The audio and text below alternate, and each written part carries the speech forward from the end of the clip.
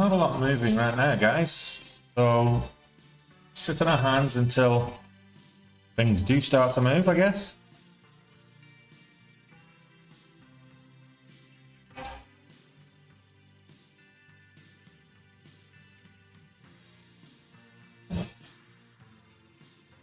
Yeah, nice. Just wasn't feeling it yesterday, so I thought I'd take the day off, have a few drinks, and enjoy the sunshine and the good weather. And then I knew that I wasn't going to be in any right state of mind for trading, so I just took the day off.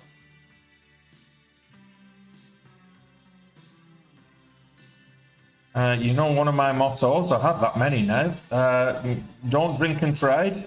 So after a skinful, you don't want to be setting up the scanners.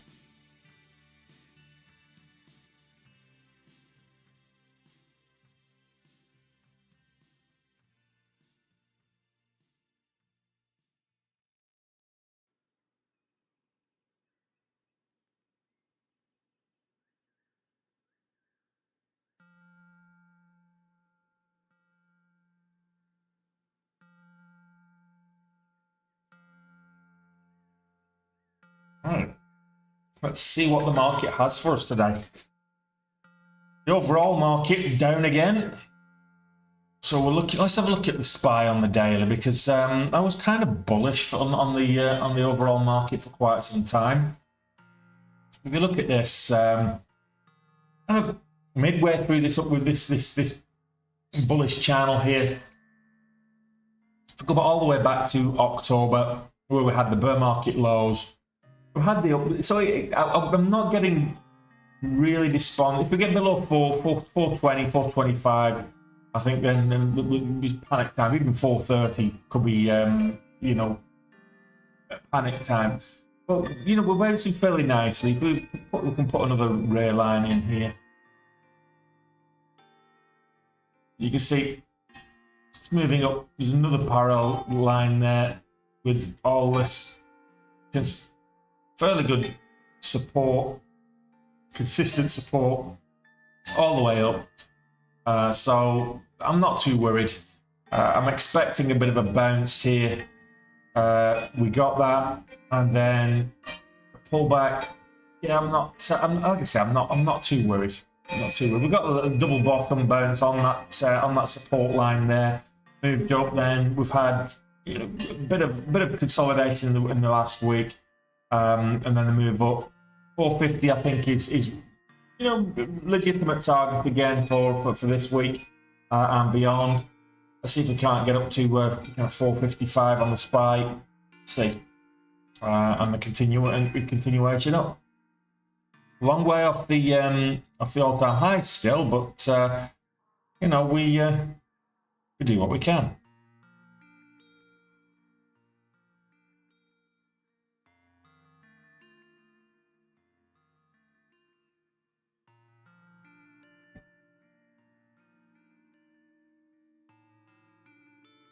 No trades yesterday, super chip. No, just took the day off. Just felt like taking the day off, so I took the day off. And that's one of the things about working for yourself, is that what they used to call in the UK or even in Ireland, what they used to call a duvet day. You wake up at 7 o'clock to get ready to go to work, and you're like, nah, don't fancy it. I'll take a duvet day. Essentially, basically saying that you're just going to crawl back under your blankets and go back to sleep and take the day off, because you don't want to face it. And that was me yesterday. I just wasn't feeling it, so I had a few drinks and took the day off. Hey, Mando, Stanford, good morning to you guys. Good morning to you as well, Neil.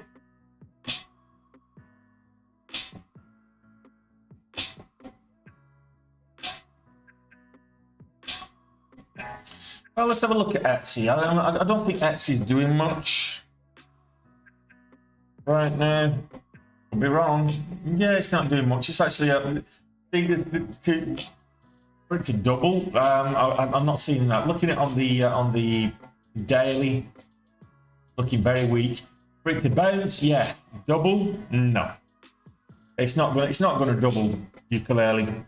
I mean, what you're saying for Etsy is if it's going to double, the options calls, if it's going to double, it's going to go up to 130. When was the last time Etsy was up at 130? Back in March, no, February this year, 130. It's not going to do that. What you're saying is, I don't know what those calls are, but it's not going back up to 130 anytime soon. I'll say that much for sure. It's not going to double in price. You might get a bounce. It's been selling off quite hard. Like I say, if you look at 130, which is double, we're looking at this area here, mid-February, and it's been in free fall ever since. It looked like it was going to get a bounce there, but then earnings, etc. So Etsy's looking weak. It's breaking lows. Whoever's getting calls on that, probably just looking for a bounce.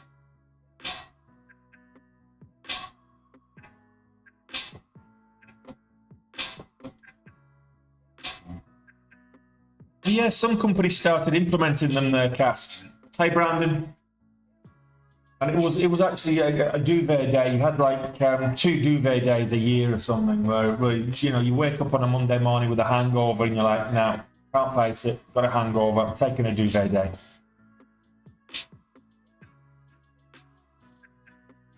What's my screening criteria for shorting? It's exactly the same as for going long, Super Chip, except in the inverse of that. So there is no real difference. Well, I want it to be easy to borrow from a liquidity point of view, and also not on the short sale restrictions list. That's my criteria for shorting. But other than that, entries, exits, etc. If I'm thinking of shorting, I've been looking at exactly the same thing as I'm going long, but just the inverse. So if I'm looking at gap downs for drop and flop, as opposed to a gap and go, I've been looking for something that's already down about what 14-15% and has momentum to the south side, but isn't on the short sale restriction list. It's unlikely that will happen. Pre-market, yes, but after the bell, if it's down 15%, it's probably going to end up on the short sale restriction list. So shorting's not as easy as going long. That's why most people are long biased. There's the other issue of does my broker carry shares? Is it easy to borrow? If it's not, how much is it for locate? And you've got to do all that ahead of time. So you can be a little bit more off the cuff with a long bias strategy than you can be in short. You have to do a little bit more research to go for a short buy strategy. Oh yeah, below VWAP, absolutely. So like going long, I'm looking for the VWAP's a great. It's a powerful tool because you're looking for it above the all price action happening above the VWAP means it's longer term. It's moving upwards. It's going upwards, and if it's the price action is below the VWAP longer term, it's moving downwards. So it's selling off. So yeah, I'm looking for I don't mind like for a gap and go, something that's above the VWAP and then pulls back to the VWAP just before the open, but it's still holding significant gains. I don't mind that because that's consolidation to a significant point for the move up at the bell. Same thing with a VWAP fade, if you will. So if you've got something that's down heavily and then at the bell it pulls up, it rallies up to the VWAP, that's actually not bad. Or just pre-market rallies up towards the VWAP. That's not bad at all because what you then find is you get the volume come in, the panic sellers who are underwater, and I've got a mosquito bite. And then it starts to do that VWAP fade, pulls up to the VWAP and then sells off, and you find that the VWAP will act as key resistance as well. So yeah, I'm looking for it to be below the VWAP if I'm looking at shorting something on the long term. Hey Joel, I don't know about that, Cast. Duvet day in the States, you don't even get legitimate vacation days in the States. I mean, let's face it, how many vacation days do most people in the States get? What, 10, 12? And then you're forced to take them around Christmas and Thanksgiving because your business shuts down at that time. So most, well, I'd say most, a large majority of companies in the States, you just don't get sufficient vacation entitlement compared to like Europe, for example. Yeah, 10 to 12, depending on the company. In Europe, you're getting anywhere between 25 and 35 days mandatory in terms of vacation days. So, depending, I mean, if you're in UK or Ireland, for example, you'll get 20 vacation days plus compulsory holidays like national holidays, you know, bank holidays, the equivalent of federal holidays or something. And then sick days as well, Brandon. Sick days in the US, you don't get them. Employees force you to either take it unpaid or take it as out of your vacation entitlement. I think it's absolutely shocking. It's getting better. Certain companies, certain more forward-thinking companies are getting better, but at the moment, working in the States, are working for an American company in the States, and they can fire you just at the drop of a hat either. The employment laws, employment legislation in the States is so loose. You know, you walk in with a smile on your face, and you know, your boss, is, you know, had a fallout with his you know, girlfriend's ex-boyfriend or something, or his wife's boyfriend, and he'll fire you just for looking happy, and there's no recourse. It happened.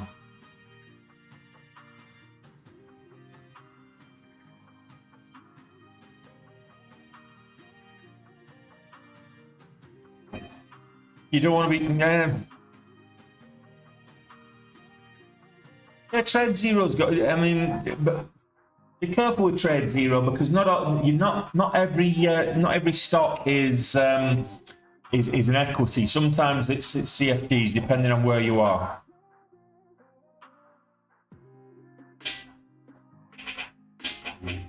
Yeah, there you go. I mean, in Europe, it's so in Europe, I think the minimum is about 4 weeks plus statutories.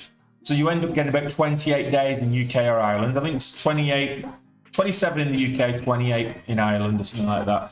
If you go to other places like Germany, France, across the continent of Europe, you can get up to like 35 days across the course of the year. Of course, they refrain from, you know, they frown upon you taking all those days at once. I think the most I've taken in one block is 3 weeks or 15 days. Actually, it wasn't 15 days because I worked it over Easter and got 2 bank holidays in there at the same time. So I only used 12 of my 12 days of my entitlement, and got 15 days out of it.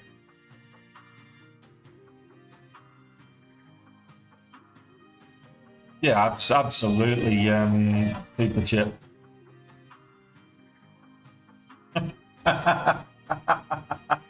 Absolutely, Alistair. So Alistair, that's a good one. In Spain, it's compulsory to work for 28 days for you, as opposed to taking 28 holidays. Yeah, it's about right. Afternoon, Alan. How you doing? You can make good money there, Super Chip. You can, but it's a lot more difficult, which is why the more qualified and time-served tradesmen, a lot of them are just going either to Canada or Australia, or, I mean, if you're a Chippy or a Sparky in the UK, they will, you know, they will welcome you with open arms in Australia, provided you've not got a criminal record or something. They'll welcome you with open arms in Australia or New Zealand or Canada or wherever, and for good money as well. You can earn good money in those locations, and the weather's better as well.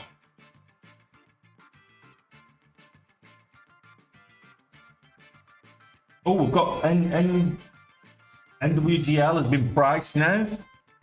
So we've got $9 start. MGI Spectral AI is already live, so that's IPO for today. Keep an eye on it. There's not much volume, but the volume might come in after the bell, so we'll see. We've got another IPO, which the ticker is NWGL, and that I called it out in the Discord this morning already. NWGL.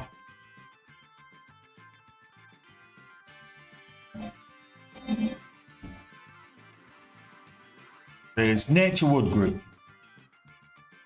I think, well, what is it? Nature Wood Group.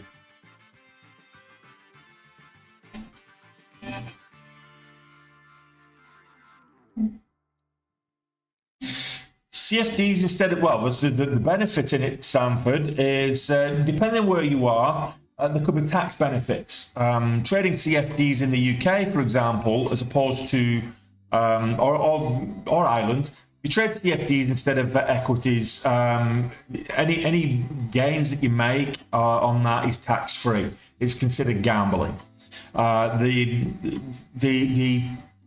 The downside of it is because it's not going to, you're not going to the broker. CFDs, you're not getting the benefit. You're not impacting the market at all. You're not getting the benefit of being a shareholder of the company from a long-term perspective. So you don't really want to do it that way. And when you're buying them, your brokerage, and I say brokerage loosely for those brokerages that are trading in CFDs, or your bookmaker, it's probably a better description, is controlling the spreads and the entries and the fills. So they will make sure that they get their pound of flesh, whether you win, lose, or draw. The odds are more stacked against you trading CFDs than they would be trading equities, because of the spreads and because your broker is controlling your entries, your fills, and your spreads. So, but the main reason why people will want to trade CFDs is the tax benefits.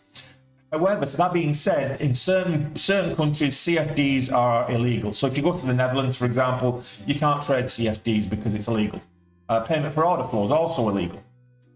So you won't be able to trade CFDs or some of these zero commission brokers are a bit struggling to they're struggling to operate in those markets. That's exactly what it is, Ed. That's exactly what it is. CFD is a contract for difference. It's just spread betting, which is why it is. So you're taking a contract with your broker for the difference in the price. Basically, you're buying it at a price and you're looking for whatever price it goes to. So it's just like spread betting.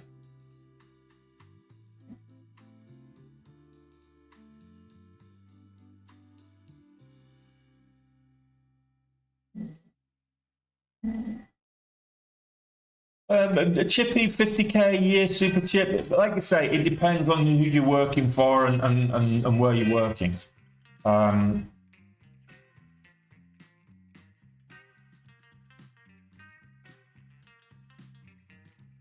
yeah. If you've got it, it's one of the advantages of recording your trades as well. The super chip is if you're getting poor refills or poor slippage or a lot of slippage, you're recording your trades. You look at the national best average and all that kind of stuff, which is it's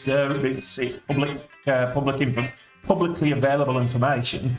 Then you've got an argument there with your broker if they give you a really poor fill, or you've got poor slippage, or whatever the scenario is. Super League Entertainment popping up. Let's have a quick look. Oh, Super League Enterprises. Let's have a look at the catalyst on this one.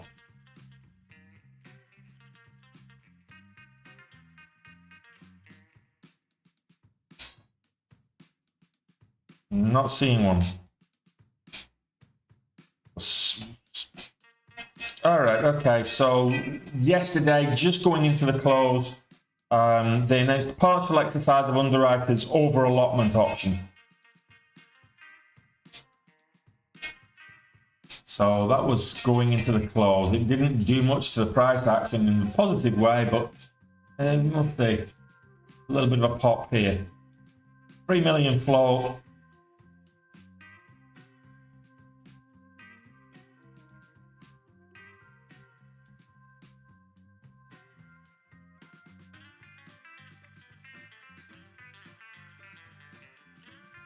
Super League Enterprise. Used to be Super League Gaming, I believe.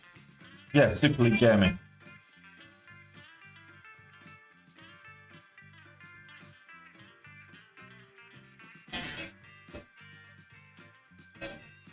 Yeah, but it changed its name from Super League Gaming to Super League Enterprises. So it had a big sell-off yesterday. At $7 yesterday. Premarket Premarket was up at $13. Went up to $13 pre-market yesterday, and then it sold off. So I think it was a reverse split, ticker change, caused a bit of confusion. Over $3, this could be interesting. Pre-market high at the moment is $2.98, which is why I said this could be interesting. $3 rejection. Dumpster fire, Fark? I don't know about that. Like I say, it popped up big yesterday.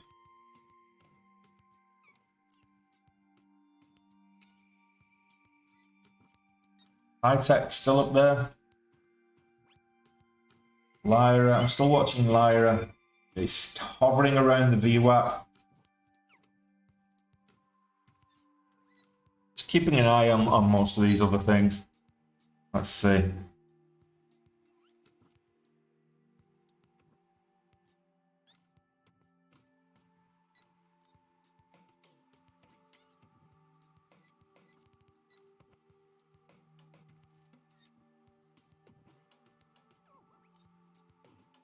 I don't know if anyone else is having issues with Benzinga in the workspace. I'm having to pop out all the widgets to get anything working. It's working when it works fine when I pop it out.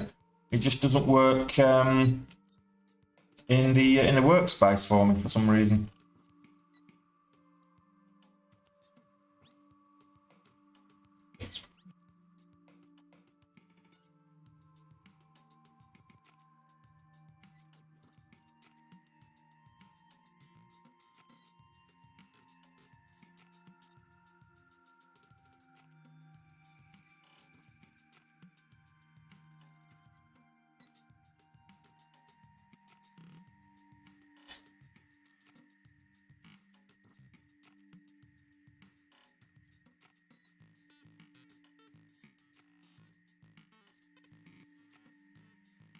There we go. That should work. Alistair, everybody speaks English, so it's actually difficult to unless I actually go and do some study. And do you know what? Who's got time for that? Unless I go and do some study, it's harder to, because everybody speaks English. It's taught, the English is taught in its national curriculum here, you know.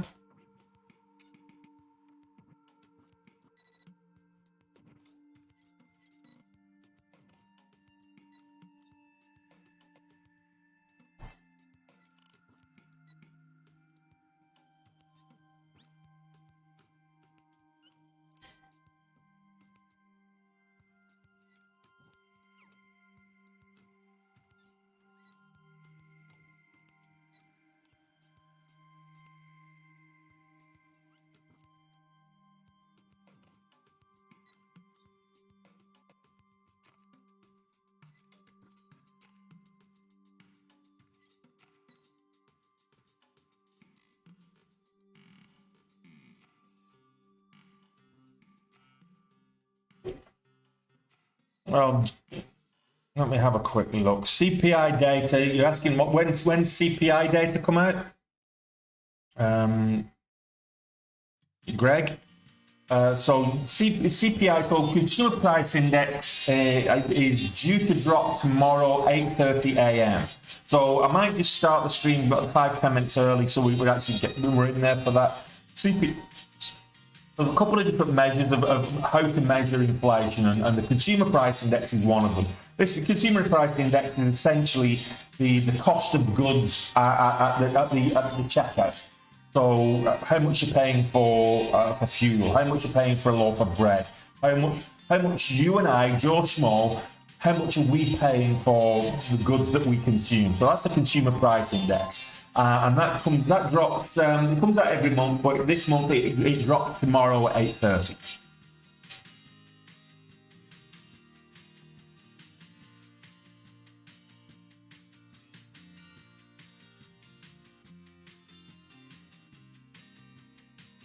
Cosmos moving up, yes, but it's below $2, so I'm not taking a look at it.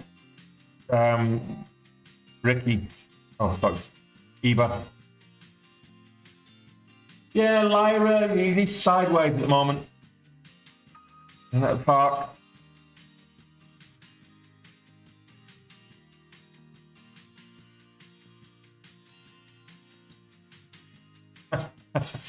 Oh, it depends. So on what you're looking for. So if you're looking for a studio or a one-bedroom apartment, if you're getting a one-bedroom condo with access to gym and pool and stuff like that, it's probably going to cost you between, let's say 20,000 pesos-ish. And there's what, 50 pesos to $1, so you're probably looking at $400 a month-ish. That'll be for a 2-bedroom apartment. You can get 1 bedroom for cheaper, but you want a good quality one with access to the amenities and stuff. So it's probably about a third to 25%, between 25 and 35% cost of living difference between the US. And again, it depends whereabouts in the US you're talking, but on average.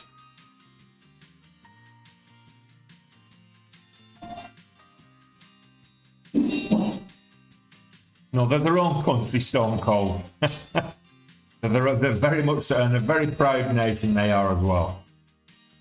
They have been colonized several times, but. No, I'm not in Manila. I'm nowhere near Manila. I don't like Manila. I think Manila's a bit of a toilet, but yeah, I'm not in Manila. Like a lot of capital cities around the world, they're not. There might be a lot of commerce and population density in the capital, but as a general feel for the populace and a general feel for the culture, it's not usually a good place to go. Exactly, Brandon. Exactly.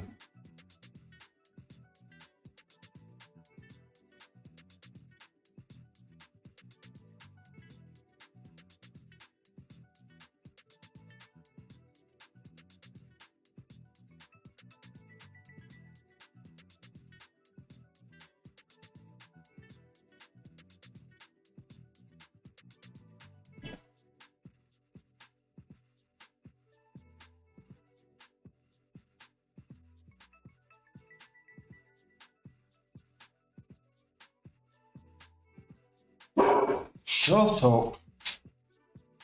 Yeah, well, what isn't? Beirut's better than Birmingham.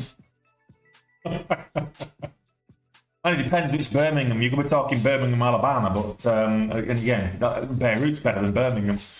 But,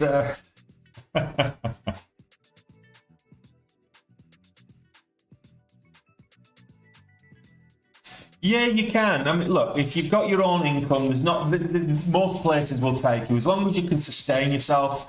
Bermuda, Bahama, come on, pretty mama. Key Largo, Montego, baby, where should we go? But yeah, Greg, if you want to move somewhere that is nice and sunny, I mean, the Caribbean, if you've got an income, a sustainable income over the course of a period of time, a demonstrable sustainable income over the course of a period of time, you won't find, particularly if it's an ex-British colony like Bermuda, you won't find difficulty getting there, unless you've got a bit of a criminal history or something, because a lot of countries frown upon that.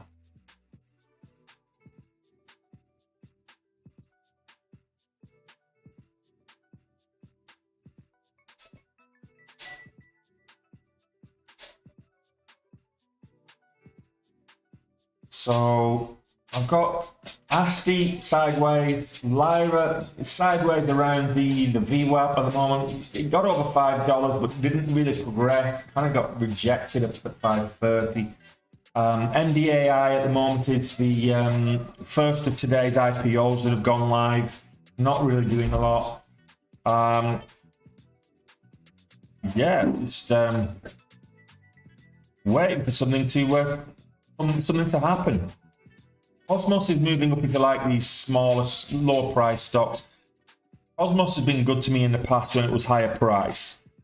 Not so high price now, so I won't be trading it. But it's moving up nice at the moment. Currently, higher day 147.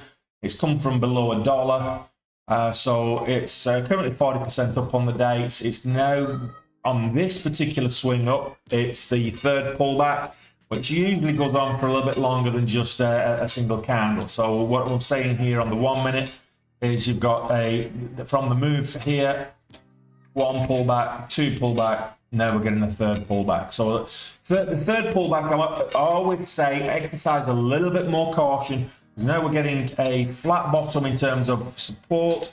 We're getting descending resistance in terms of a bit of a wedge. The flat bottom wedge usually breaks down, but you know, a lot of things can, depending on the catalyst, this might prove to be more of a bull flag. Let me just have a quick look at the catalyst, because on the higher time frames, this is like the first pullback on the first red candle on the 2 minute. We haven't had a red candle on the 2 minute. Oh, right, there we go. Nice catalyst. Cosmos Health shares are trading higher after the company issued guidance saying expected to achieve over 180 million gross annual revenue and an EBITDA of in excess of 20 million by 2026. So, personally, I don't believe a word of it. Why? Tony, why would you be skeptical of Cosmos Health or Cosmos Holdings as they used to be? Why would you be skeptical of them coming out and saying that the increased guidance and all that kind of thing? Why would they tell any lies? I'm not saying they're telling lies. Why would they try to mislead the populace? Well, the fact that they actually have a shelf registered last Friday, a secondary offering registered from last Friday, speaks volumes. So now what they'll do is they'll put a news bite, a sound bite, or some kind of news catalyst, pump the price up, so that then they can actually go to market with that secondary offering. So there's a shelf registration from last Friday. They will hit the market probably this week if they can get the price at a significant level. So if they go higher, they're just trying to pump the price up for that secondary offering. So just be wary of Cosmos Holdings. It's currently, and I don't like these. This is one of the reasons I don't like the majority of these stocks that I trade, that you see me trading on a daily basis, are garbage. And this is Cosmos as well. This is no different. And they'll push out a catalyst, a news bite, a sound bite that will pump the price up, and then they'll hit the market with that offering. So always check, particularly when you've got a sound bite like that. It's coming from internal. There's nothing that they can use to actually, prove that that's going to be the case. It's just expectations and guidance. Just look: is there a registration with the SEC? Is there a shelf registration of a secondary offering? Is there something there that potentially could tank the price? And you don't want to get stuck in a flush on any of these stocks if you're going to be going in with big share size. And you will be going in with big share size because you have to make any kind of decent gains on a $1 stock.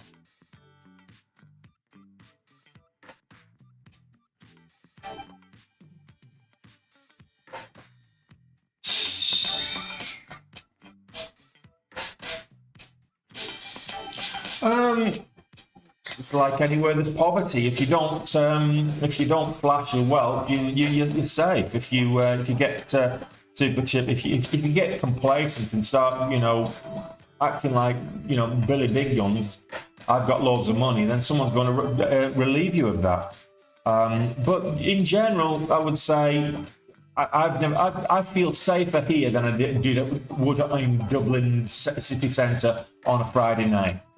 I can go out anywhere in Negros Oriental any time of day, and I feel safe. So much so, I see young kids, 6, 7, walking down country lanes to school on their own at like 6 o'clock in the morning, safely. I wouldn't trust a 6 or 7-year-old to walk to school in Dublin on their own, or in London on their own, and certainly not in New York. So yeah.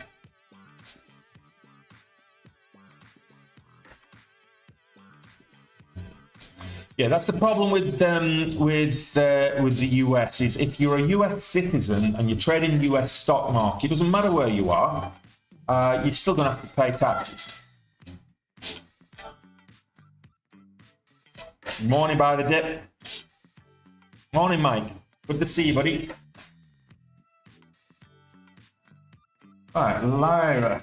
So Cosmos Health, as it is now, Cosmos Holdings, when I was trading them last year, well, I got some good money on this last year. I think it was December. Was it December or November when and this popped up big time last year? Ah, there you go. Yeah, December. Popped up, went up to $24. I made a nice small killing on it. Cosmos Holdings stroke Cosmos Health in the same day. That's when I think it did a reverse stock split or something, changed its name, and there was issues with certain exchanges, and it caused all kinds of confusion, and then it took off, and I made a killing on it. But I don't trust it because of that shelf registration.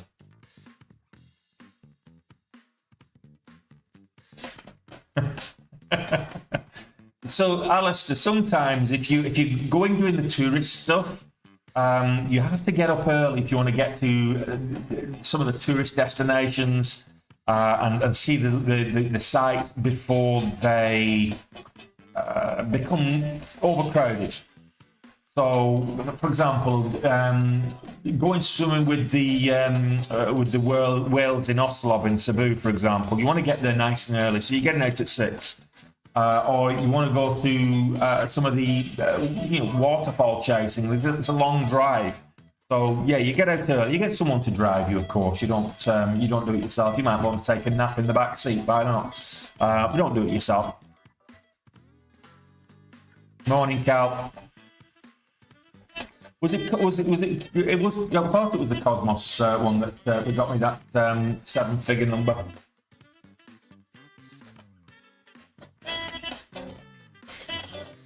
Last December.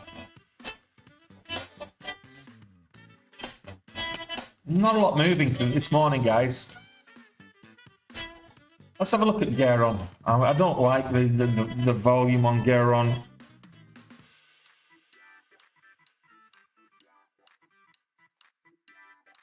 But it is moving up. It's not good volume.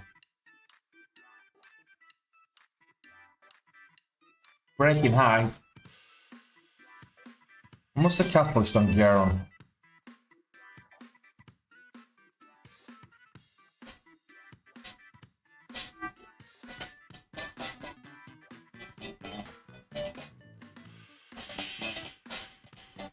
Right, okay, Geron shares are trading high after Goldman Sachs upgraded them from a neutral to a buy. So analyst ratings. And a new CFO.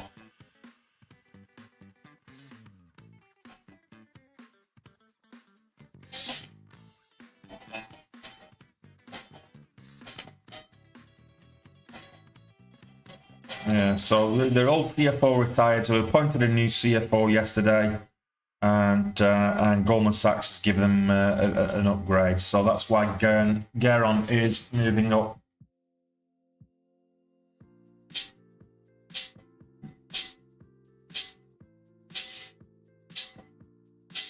Oh yes, I don't like using public transportation. I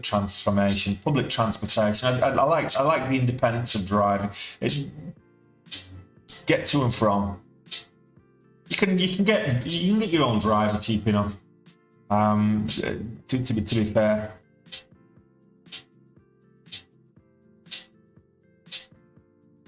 I just hired a car, and when I went to doing the swimming with the whales, I just got a driver to take us and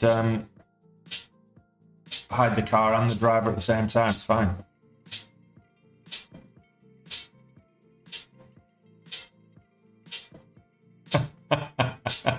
I'm actually looking at. I've not bought another car yet. I've just hired for now. So I'm just looking at what potentially to buy. If I'm going to be going all over the place and getting, some of these off-road tracks, I probably will go for a more robust vehicle than an S80. That's still not sold, by the way. Does anybody want to buy a Volvo S80 in Dublin?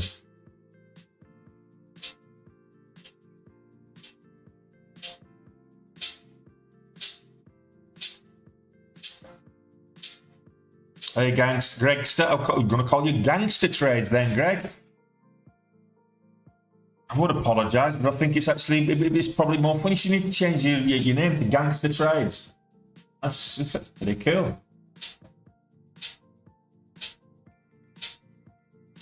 Yeah, it's kind of finding a bit of resistance, flat topping there at the $0.75 level. We'll see.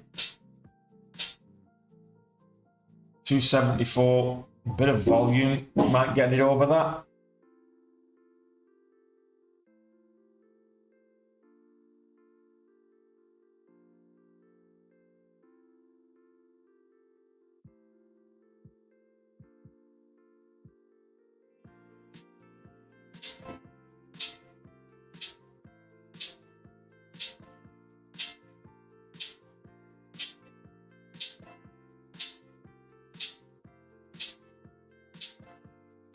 No, Aston moving up, I don't think so. Okay.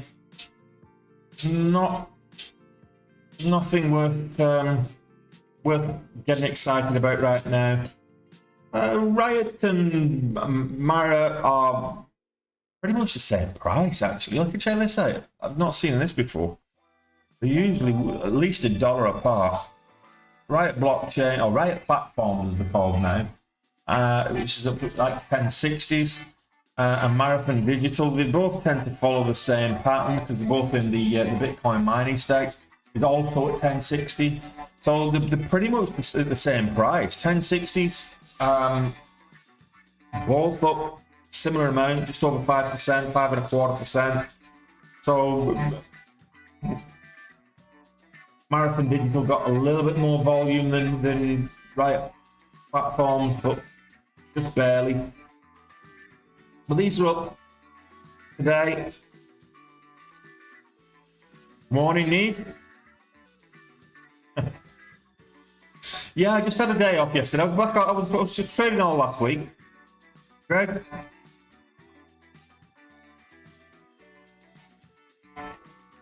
Streaming last week.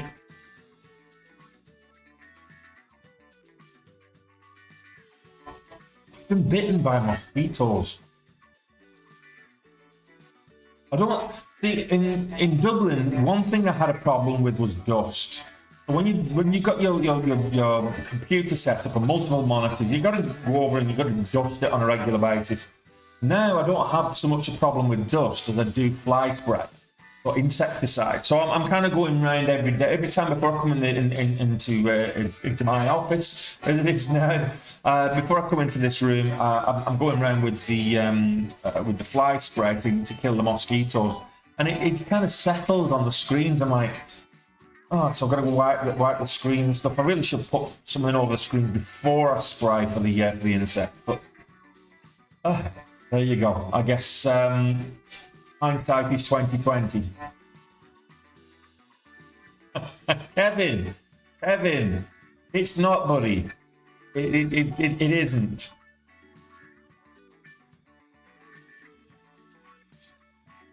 Yeah, there was one. What would have been about this time last week in one of the bathrooms, and I just left it. I left it to it. Yeah, Stone Cold. Have you seen the price of a Lambo? A depreciating asset. You can buy a house for the price of a Lambo. Who wants to buy a Lambo? I mean, I certainly don't. Not earning that kind of money.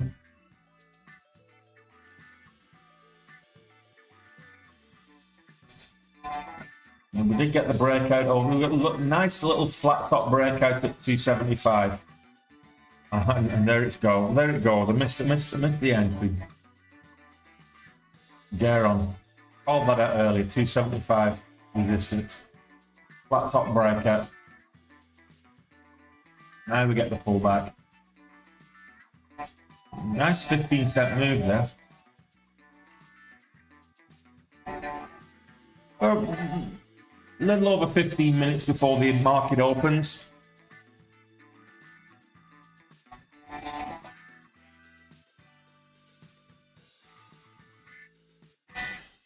Yeah, but that kind of show. I'm not that. I know some people, they like to if they've got the money, they like to flaunt it. They've got big gold chains and rings and diamonds and all that kind of stuff, and big houses, big cars, and multiple big cars. And I'm like, why? You can drive one car at a time. Just this what's his name? Andrew Tate character, who's all for show anyway. Yeah, he might have a few bob, but most of what he's got is for show. They're all leased and go through his business. He doesn't actually own the stuff himself. It's all leased and goes through his business, so he can round it off against tax, and he doesn't have to pay full price for stuff. And you know, this abject show of wealth he's selling a lifestyle. I mean, come on.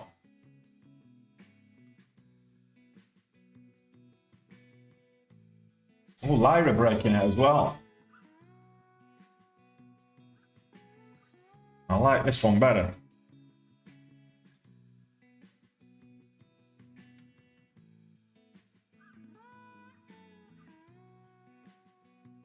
Decent catalyst on Lyra Therapeutics as well.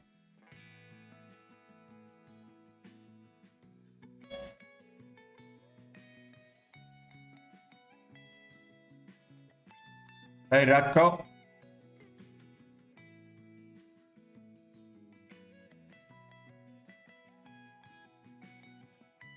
Well, he wasn't, because he's still under house arrest for, you know, people trafficking. I don't know about people trafficking, but certainly, I just no time for the guy. He's a con man. He's a grifter. He's a, you know.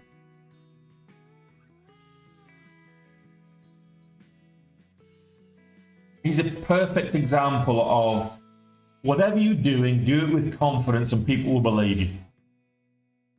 Because the guy is flamboyant, and you know, him or his team behind him are a great marketing engine, but the guy's a con man.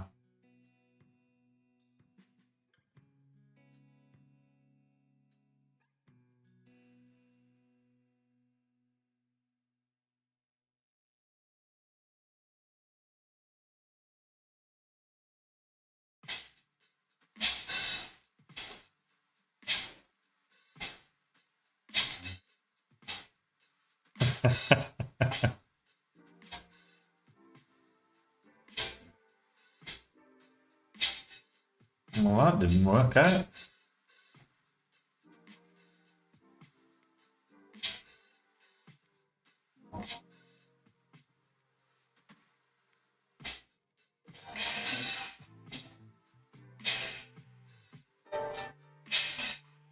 Yeah, well, you know, he spoke a bit of nonsense that people buy into. It's sound bites, you know, and people can, you know, it's particularly young boys see his lifestyle, want it, and of young boys or men with the mentality of young boys. And I mean, all I've got to say is, if you have to keep telling people you're an alpha, you're not. It's that simple. The wolf doesn't tell the sheep that he's a wolf. The lion doesn't tell the zebra that he's a lion. That's all I'm saying on that matter. You know?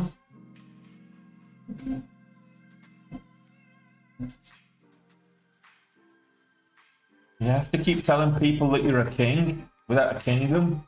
People should be able to see your crown. I mean, I love the hate that I get. There's a couple of guys. I think one's in, I don't know, it's Nigerian or Somalian or one of the African countries. He's a young grifter selling whatever he's selling on Forex or whatever it is. And I've gone after him basically because he's faking whatever he's faking. And some of the comments, the hardcore fans of this young lad, saying that oh, he's a real trader. I've seen him make profits, and he's basically literally got a copy of TradingView, not even a paid version of TradingView at that, but he's got a free version of TradingView open and some fake prop money by the side of his computer at the beach house, his laptop at the beach house while he's overlooking the pool. And it's like, if you're not trying to market something, that's the image. It's a marketing image. That's not legitimate trading.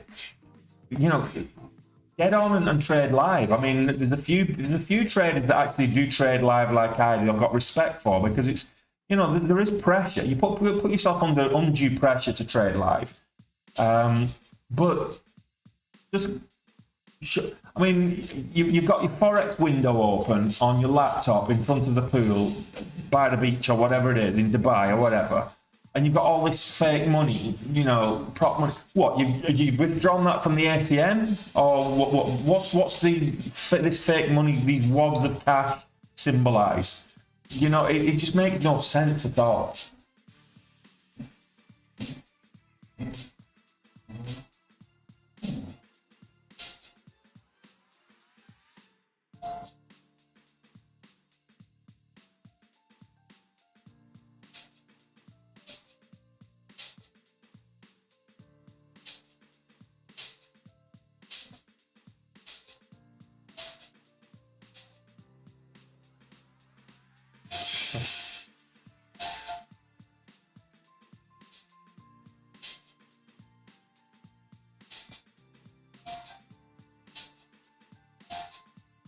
I don't know about Twitter. I mean, you'd always, if you put yourself in the public eye, you're always going to get haters, and the more haters you get, the more likely you are doing something right. So that's why I say you've got to hats off to Tate and his you know, his marketing machine, because, you know, fair play. It's a wonderful marketing machine. You've got to have respect for the marketing, not so much for the message, but certainly for the marketing. Exactly, James, exactly. It's as Matthew McConaughey says, it's a fugazi. It's fairy dust. Wads of cash don't miraculously appear by your computer whilst you're trading. It just doesn't work like that.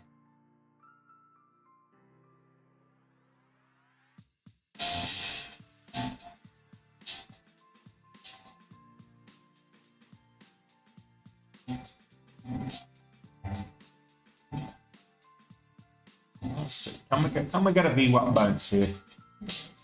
I'm not too keen on this particular trade at all at the moment.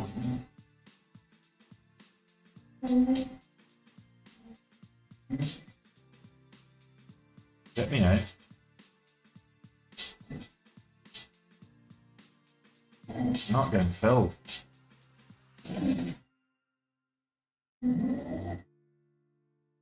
Couldn't get filled.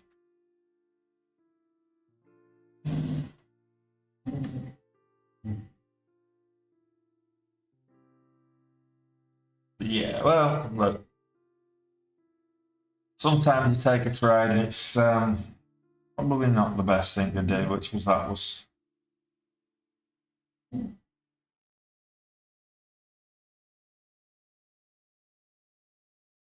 Absolutely, I like my watches. I would say the most extravagant purchases that I make are probably my watch. I spend more on my money on my watch. I probably spent more on my watches than I have on on vehicles. I've got one watch which is worth more than the car, you know. So actually, I've got two watches worth more than that car, but that's besides the point.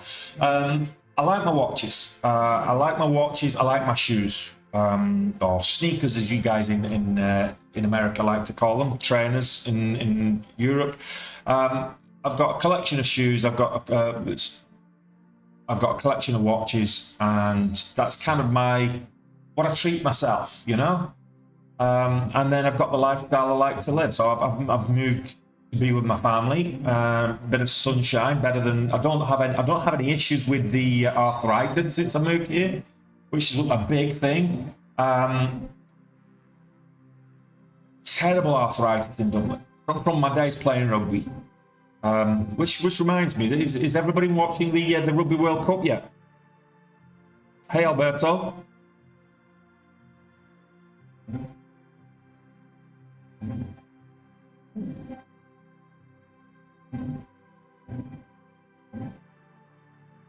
I think I've followed a couple. There's one guy I kind of like on TikTok that trades live.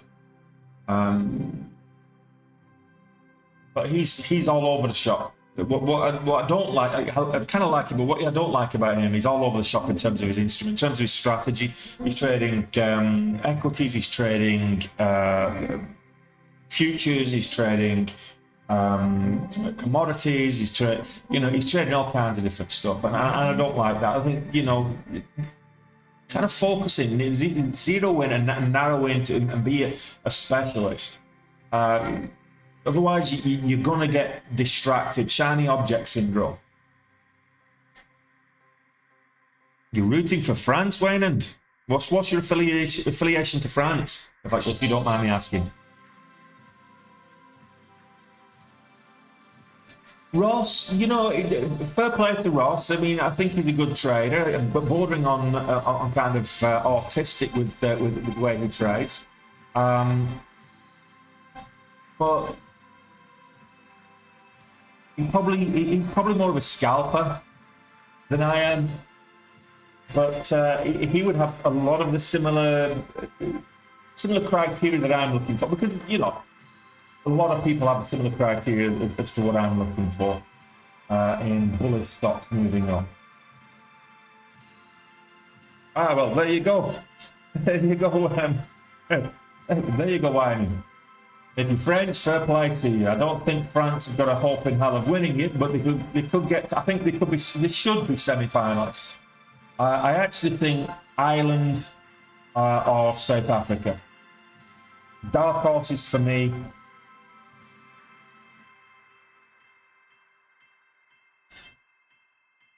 Well, the thing is, and I've said this a lot of time, Ross, I think, was suffering from burnout. It's high pressure, particularly if you're putting yourself out there to show people live. It's high. You put yourself under a lot of pressure. It's mentally, it's very taxing. So, you know, he's been doing it a lot longer than I have, and earned a lot more money than I. But he's got a bigger account than I do as well. So he's happy to put. You know, I think at one stage he had like 50,000 shares of GME when it was like $300 a share, or whatever it was. And that's not that level of risk. Ouch! It goes against you.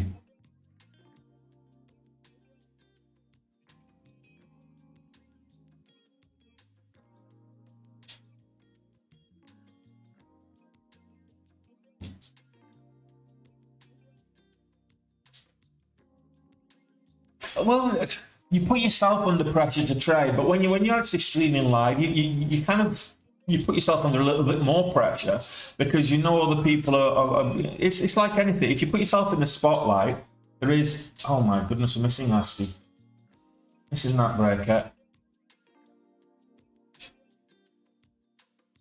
Biggest mover this morning. Now we have to wait for an entry. What's the spread on this? No, I don't like the spread. 30-cent spread. Ouch. Yeah, spreads are as much as 30 cents on this, so just be careful, guys. You've got a 35% ATR on the 1 minute, but the spreads are almost that wide. So just be careful. Yeah, well, that's what he got. He got fined for in his little group. Like, I don't want to. I'm not bad talking other streamers or anything, but he did get fined for stock market manipulation. So I don't have the following to. If the SEC ever came after me for stock market manipulation, like how can I influence the market? I might have 20 or 30 followers at any one time, so. There ain't no manipulation going on here, that's for sure. No, to be fair, I watched a lot of Ross's videos to start off with, and it was actually, I lost money because of Ross. Trying to copy his techniques, and I couldn't find out where he's finding stocks to trade and all. So what he made it sexy just because of the gains he was making, but what you didn't see was the share size he was taking to make those gains. And if you actually dig a little bit deeper, he's taking, his entries were like 5,000, 10,000, 25,000 shares at a time. And I'm like, how can he make that much money on so quickly, and etc. And you can work it out as well quickly, because if you're watching the stock price as it moves, you can see the price that fluctuate. I'll just switch these scanners over.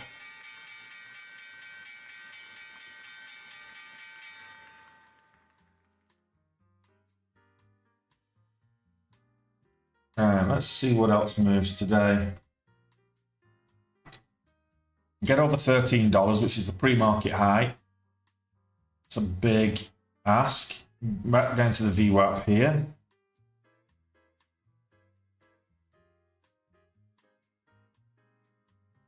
But it was actually John London was probably one of the bigger influences on my trading. Beginner trading is doesn't claim to be a guru. He just gets on with it. Trades a lot of small sizes.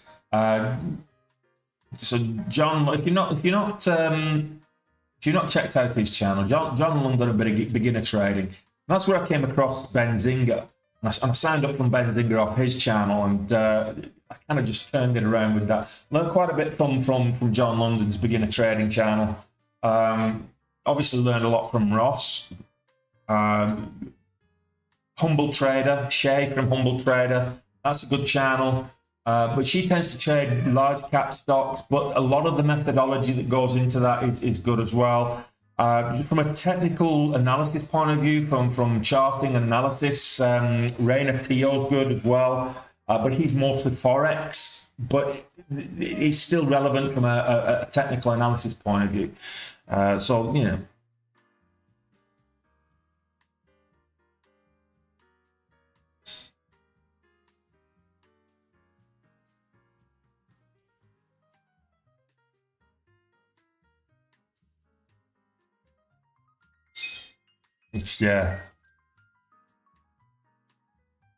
All right, what else is moving? Hollow.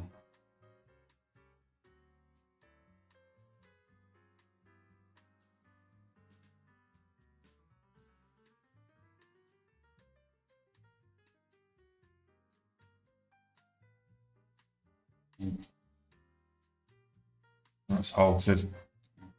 What about CGMT? Cognite software. Don't like it.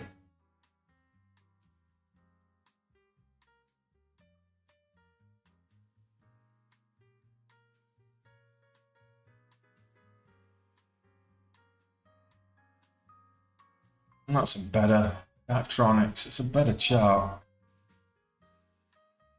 Is there a catalyst?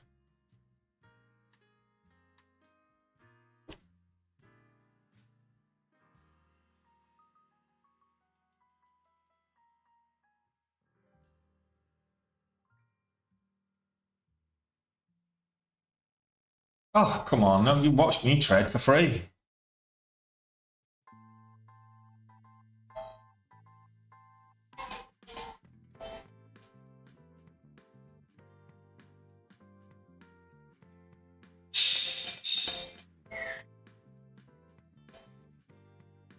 No, he's looking for high. It's the same as I am.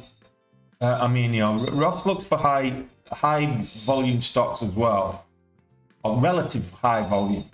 He looks for small micro floats. He looks for low floats, but he wants them on higher volume, higher relative volume.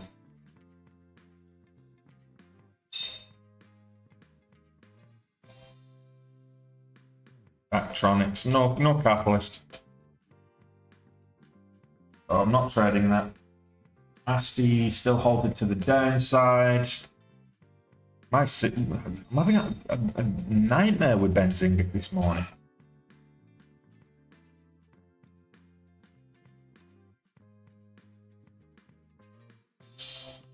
Let me see if I can get it on.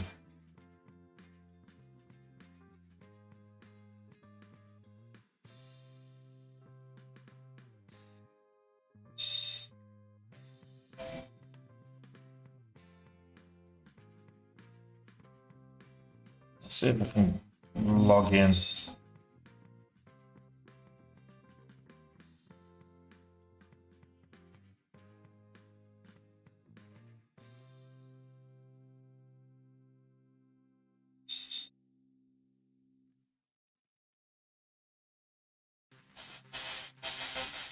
I'll just log in again to Benzinga, see if it helps me out.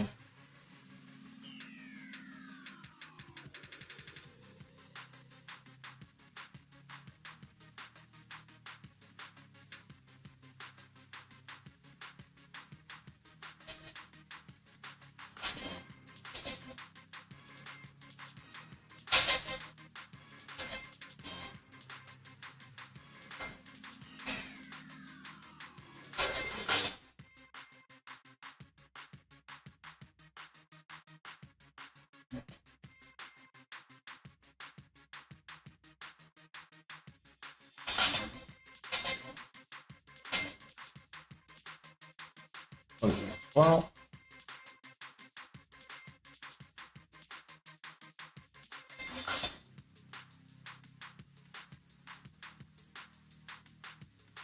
yeah, I'm not seeing a much.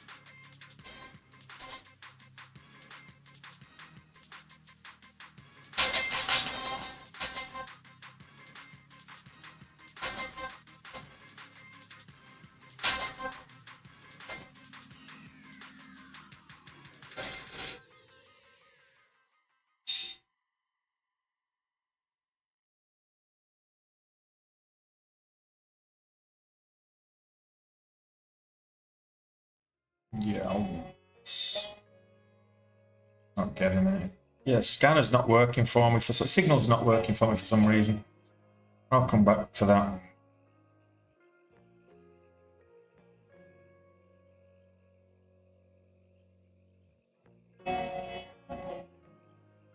Tried logging in and logging out again. Again. S&P 500 trying to move upwards. Anybody seeing anything worth taking a chance on?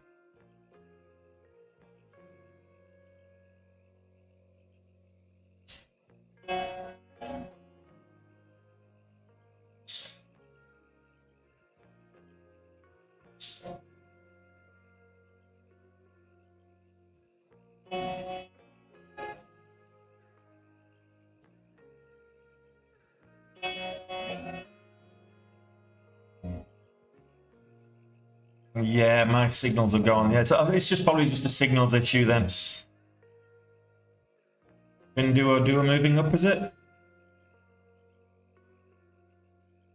I'm not as reliant on the signals as I am the scanners, to be fair.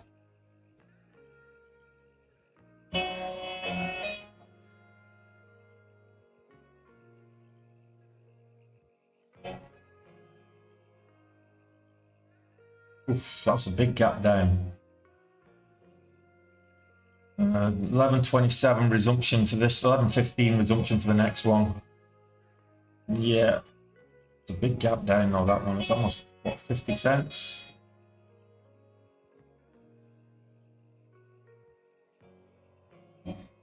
ASTI resumed, trying to make steady progress back up. Let's see.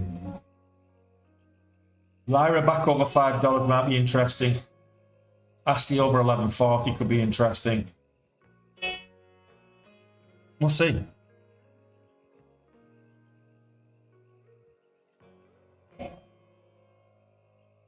Well, there was no setup there, Cast. Say there was no way to get it. There was no real setup for that, unless you're a reversals trader.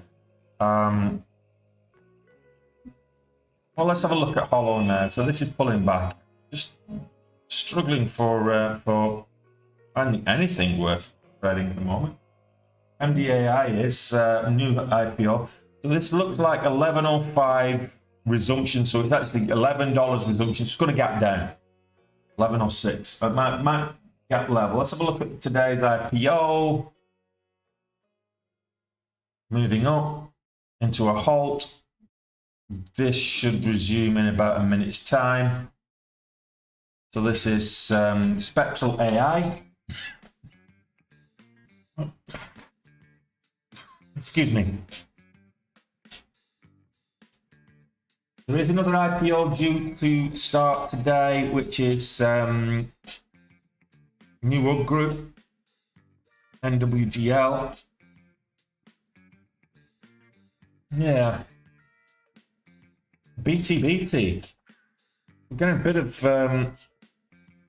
crypto mining stocks moving.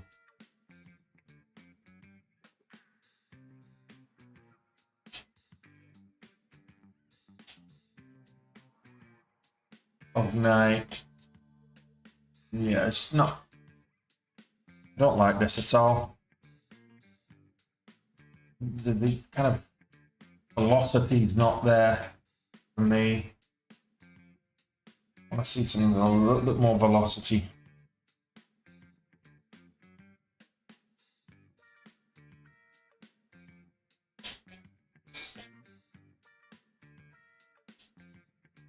Skin. Have a look at skin. It's moving up. The beauty. What's that one? Beauty health.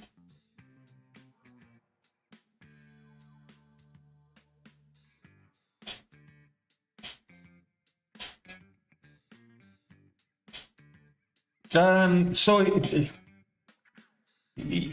the montage where you've got the volume underneath the volume, it should say LDLU on Dash Trader, Glenn.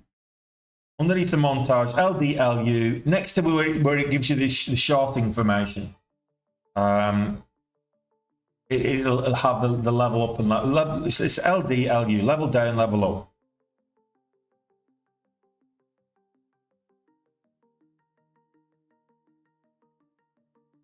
Beauty Health Company reaffirms long-term 2025 financial guidance.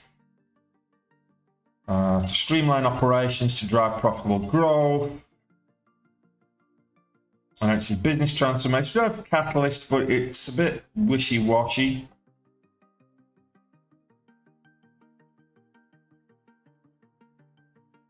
Yeah, I'm not overly enamored. You shut up, you. MDAI, it's down now. Let's go back to, look at that, gap down. Microcloud's got volatility. The question is, where are the entries to profit from it? because I can't see any. Maybe a bounce on 10. It's the pre-market high. Spreads are 15, 20 cents. Yeah, 20 cents.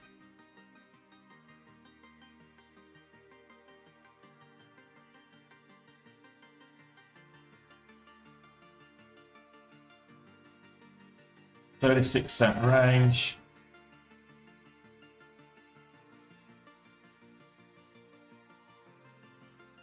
Not feeling it.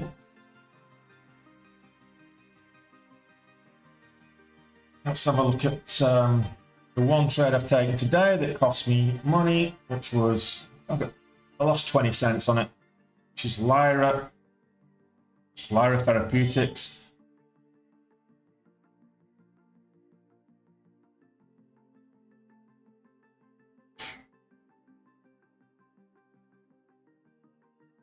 Is this some kind of code there, super chip that you're giving to me? I'm supposed to decipher all this code. Coded messages.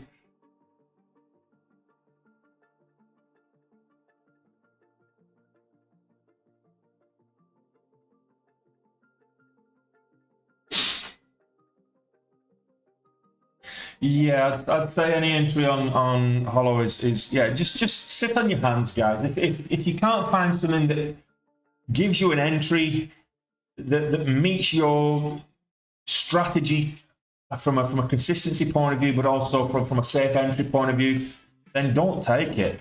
Don't take a dodgy trade just for the sake of taking a dodgy trade.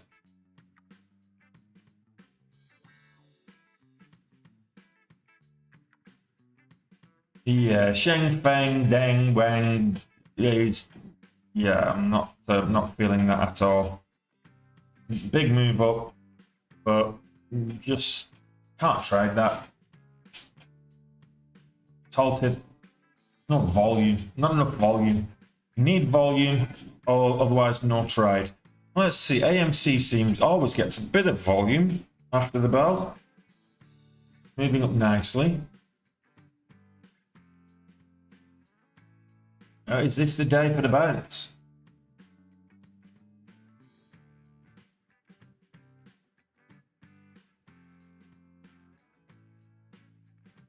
Let's see.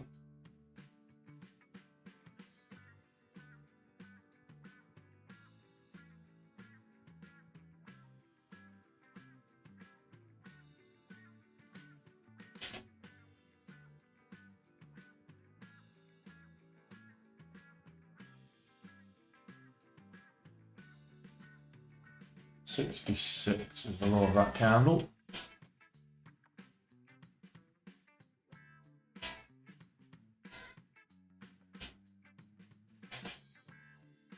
I was kind of wary of a potential double top here. It's reversed, so I'm just, what did I get in? 78, 12 cents. Yeah, it's about right.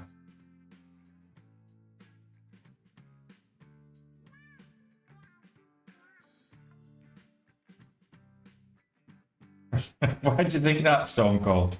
I did once upon a time. I did have them. I had an E-Class at one stage. I didn't like it. I preferred BMW.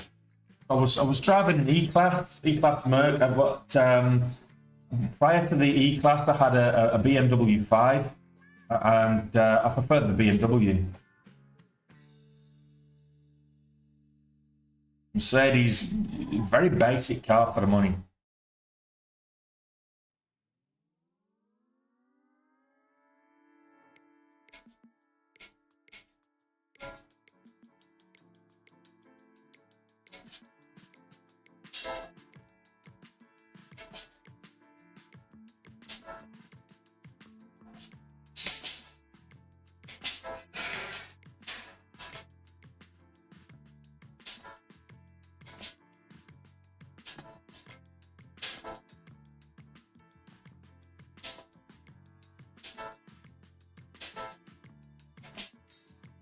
CRNX, no leverage on that, is there not, Alistair?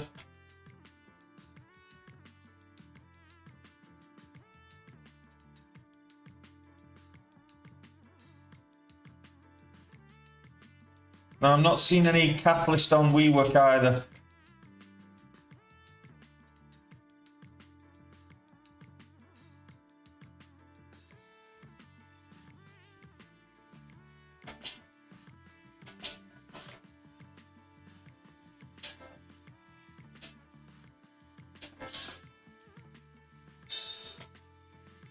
So you're seeing devil horns. I'm seeing a flat top ascending wedge. Goes to show different people see different things. Flat top at 780. Kind of horizontal support around horizontal resistance 780, but we're getting higher low, so higher support.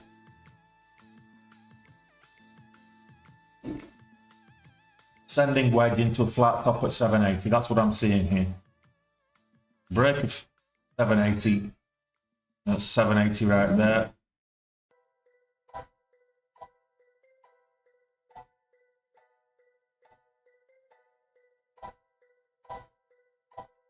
I'll see this up at 85 maybe.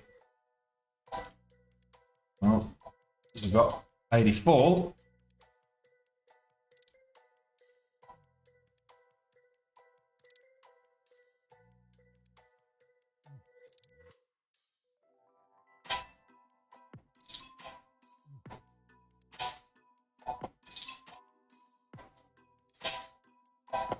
Look at 86. I'll take that on the bid, given that the range is a little over.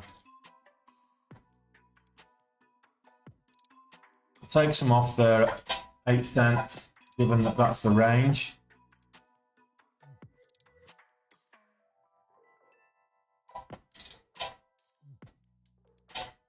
If you can get over $8, I'll scale back in.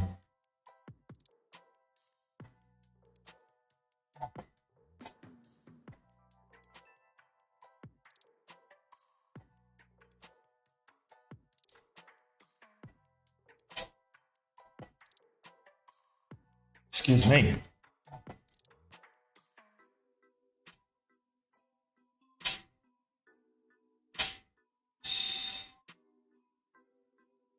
I've not traded AMC for a long time.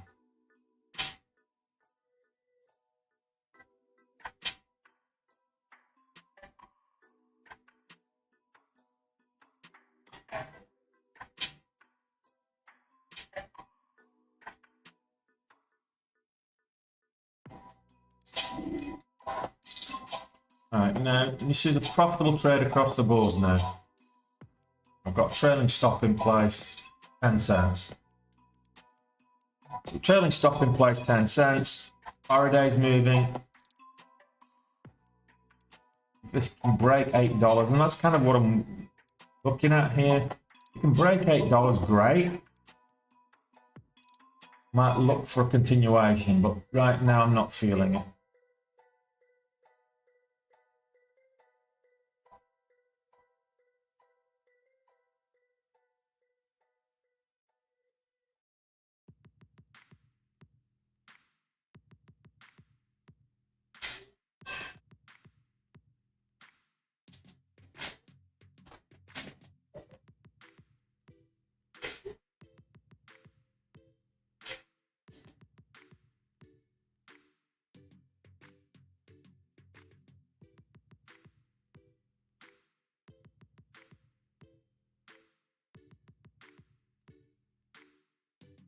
Locked in a bit of raised my average cost, but locked in a bit of profit.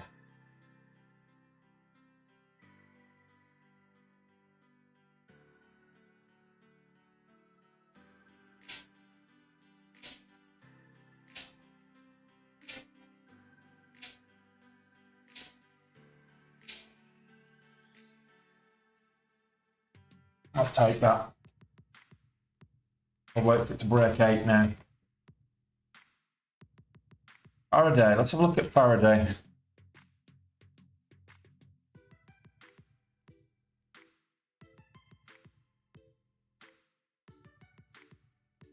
Put $4.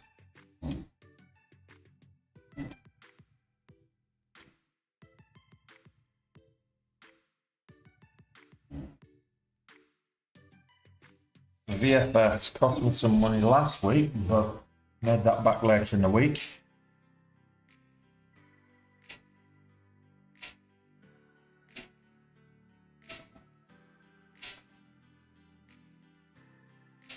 But which did what come up on my scanner super chip? Which one are you? I'm not sure which one you're on about. AMC, yeah, AMC hit the scanners. What's the spreads here? No, 10 cents. Yeah, I like this. I like this as it stands. Let's see if we can get an entry.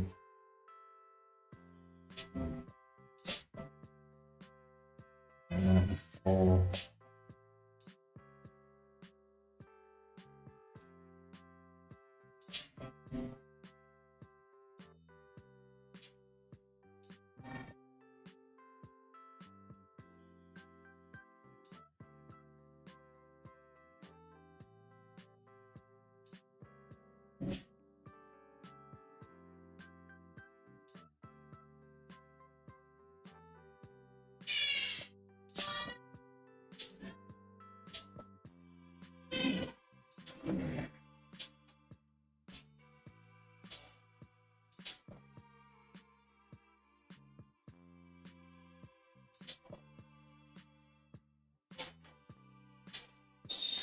$44 range, 10 cent spreads, moving up like that. I don't mind.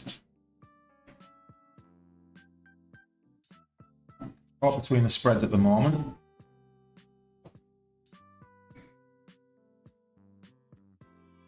Nice over $18 again.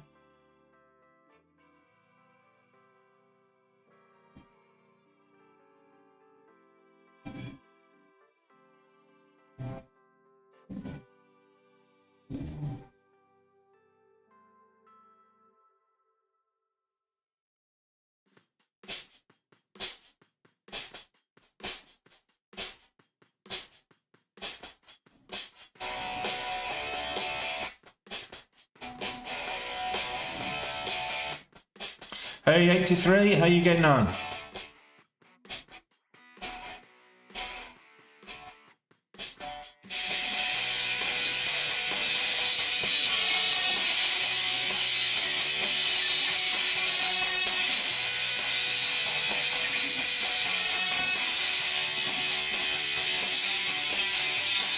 Caught between the spreads at the moment.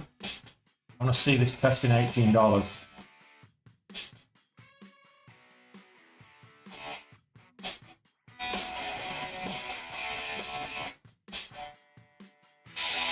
And break 18 today. High of day 94.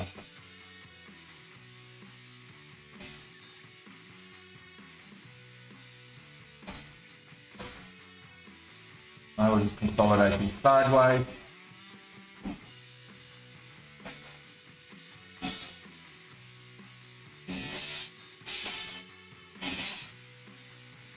Now we're going to load.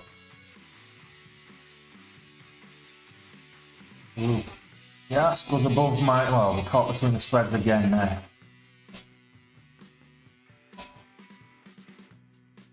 $18 flat top maybe.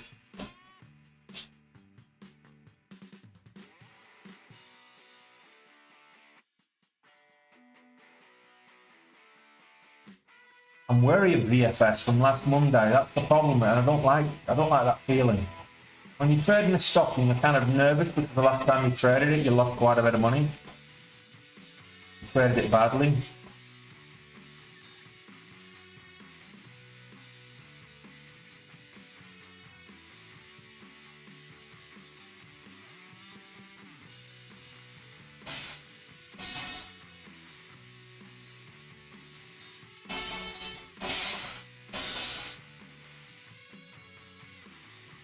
And you're only getting 20 cents out of them.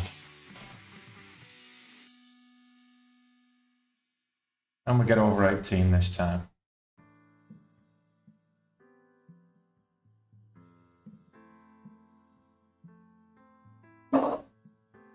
Day 1794. There's $18. Can we get over 18? Can we hold 18? $18 on the ask. There we go.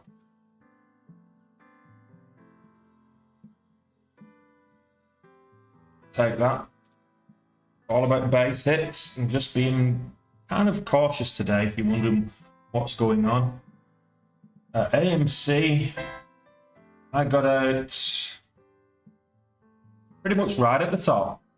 So that whole dollar resistance, you've always got to be worried. So quarter, half, and whole dollars, particularly these lower price stocks, low float stocks. Quarter, half, and whole dollars are very psychological levels. So if you're approaching a whole dollar level, it's always best just to take a little bit off.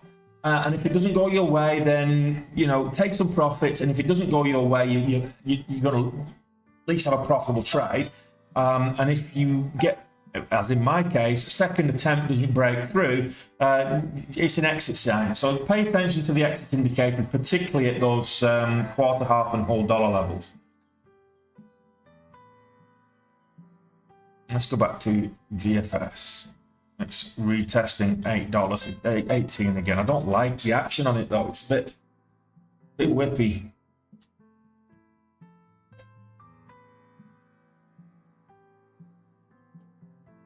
Faraday up at 412.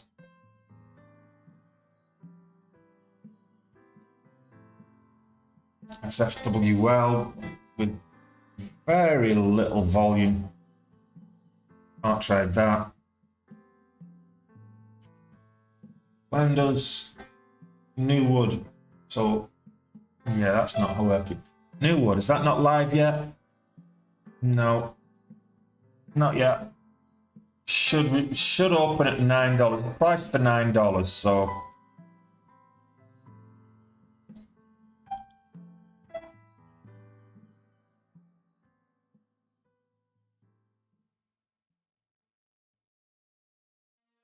no, I'm not feeling it. Anybody seeing anything nice? Yeah, we're just...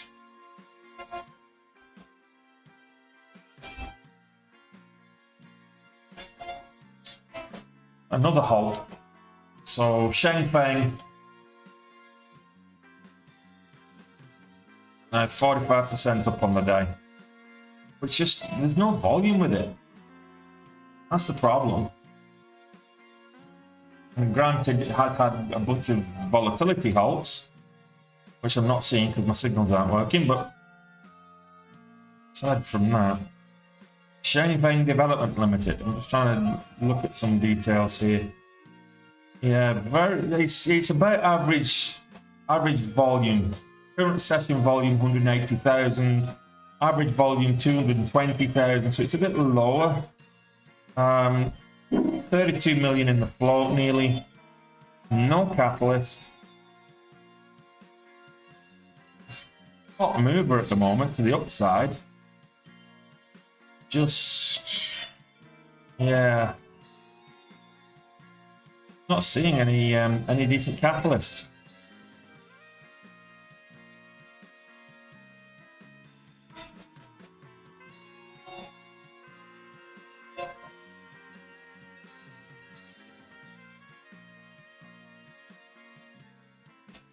Yeah, well, it's just halted up because it halted up 9:52. Should resume. Was it 10-minute halt? Still halted? Yeah, 10-minute halt so far. Not seeing any reason for it. Looks like a big gap up though at the moment. I had one of these. It was about this level about 18 months ago. It got about 67,000 because it gapped up 3 whole dollars and had trailing stop in place. And I think I had 15,000 shares, something like that.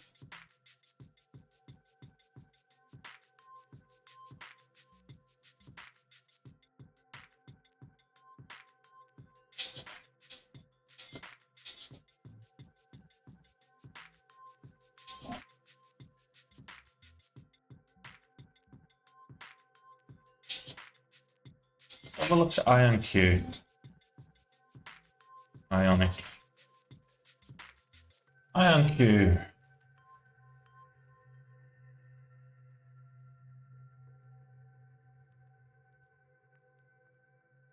Testing 21 as a support level.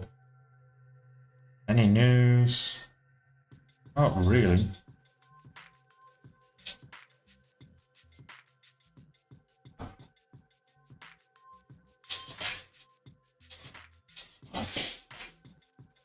Well, let's see what happens.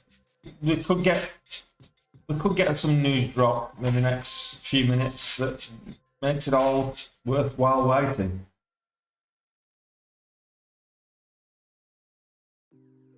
BT, bit digital. IonQ moving up, but the range is 20 cents. Red zone, penny. That's actually not bad. That was a good entry too. 21.20 would have been a good entry. I got 40 cents and counting on that. Missed that entry. Nice little pullback. Bull flag.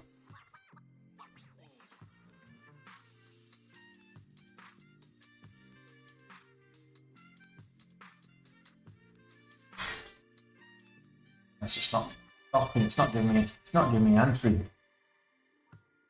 Missed it. Missed the entry. Well, can't catch them all. It's not Pokemon.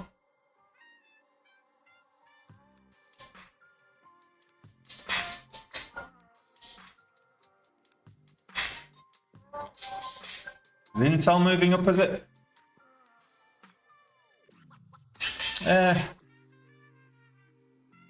But at last, I see a bit of green on Nvidia.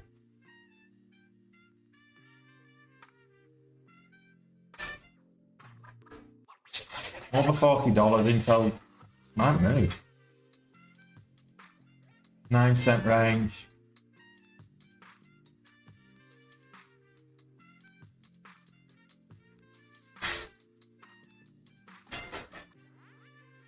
AMC looking to curl round, back round. BFS looking to curl back round. Retest 18.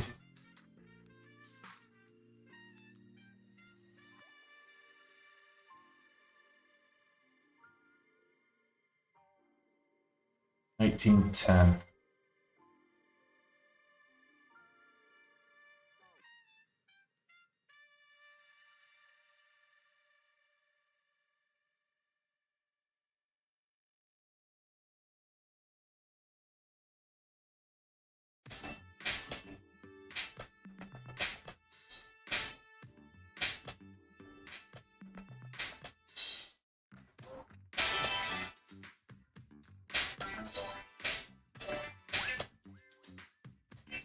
Yeah, CPI should introduce a little bit of volatility, but I'm not sure which way that will go.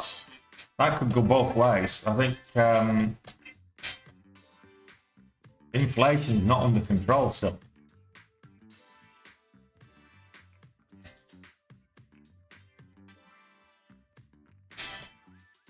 BFS over 18.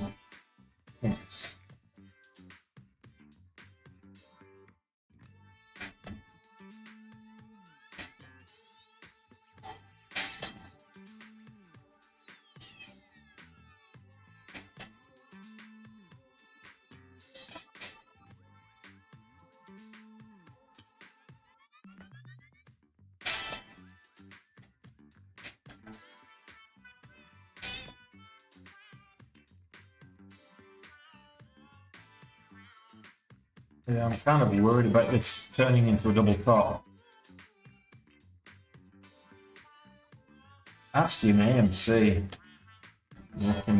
trying to curl back up.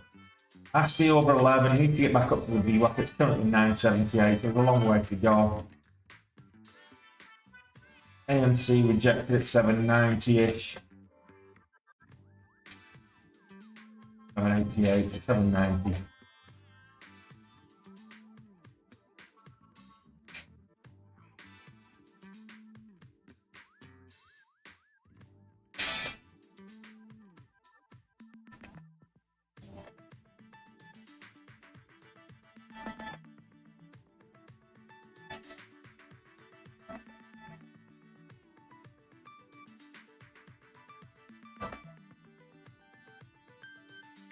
Managed to hold 18. I thought it might be risking a double top getting in here. But also, I was looking at the 5-minute chart for a bit of kind of a bull flag setup on the 5. We'll see which one's going to. It's a double top on the 1 and 2. Let's see. We'll get 18.20. Might get somewhere. High 80. Short up.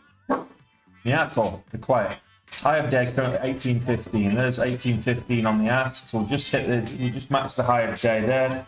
All right, new high of day.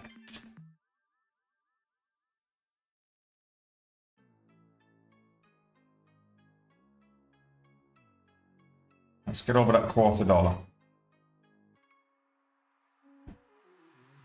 And take the bid with you this time.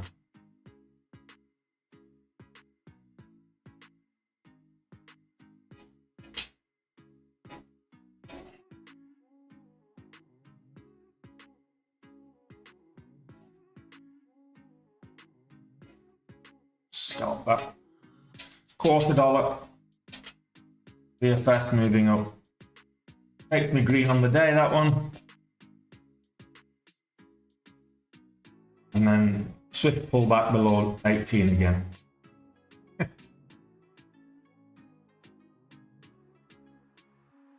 Yeah, I was looking at that earlier and the volume is just horrible. It's just, look at the volume profile. Your initial setup was okay, but you got the double top. That's okay in terms of volume profile. But this secondary move up, just the volumes are so inconsistent. I think 2 candles over 20,000 on the 1-minute chart. So yeah, I'm not seeing that. Cognite software, I'm just not seeing that as a good setup right now. VFS. That was more of a scalp than anything else, just up at the top here. I figured it might be a double top, but if we get the breakout, take the profits, gets me green on the day. Not a lot moving, guys, not a lot moving. Not with any kind of momentum, at least. Just manage your risk. That's what I say. Just manage your risk. So we were had a bit of a pullback from the highs, trying to retest them. Over $4 might be interesting. But again, inconsistent volume profile.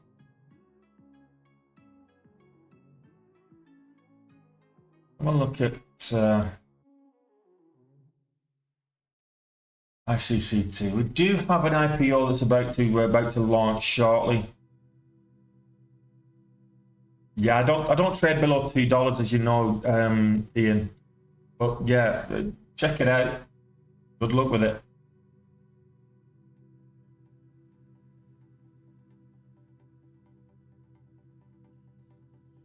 Yeah, I can't trade that either. Not enough volume. FWL. Resumed. Very rangy. 50-cent spread. $1.30 on the range. 50-cent spreads. Just be careful, guys. It's down. It's at the halt down level right now. 1460 is the halt level down. 1434 is now the halt level down. So it changed mid halt then. So we've got a false halt as a result because the halt level moved 30 cents to 30 cents south. So 1434 is the halt level now to the downside. 1753 to the upside. So it's got to make it a new high of day almost. 1760 is the high of day. So it's almost got to test that new high of the new high of day to get halted to the upside.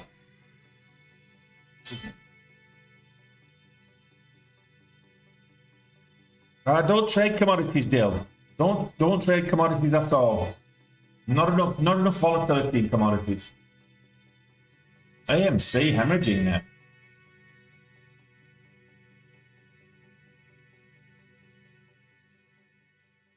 So the 2 trades I've taken, I've pretty much got out at the top. AMC and VFS. That Lyra trade letting me down pre-market. Although it looks like it might be trying to curl back up again. That's the VWAP at least.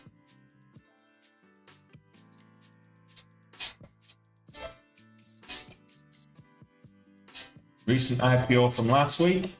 Following holdings, we traded it on the first day, made a killing on that first day. But since then it's been selling off. And the volume's not great either. So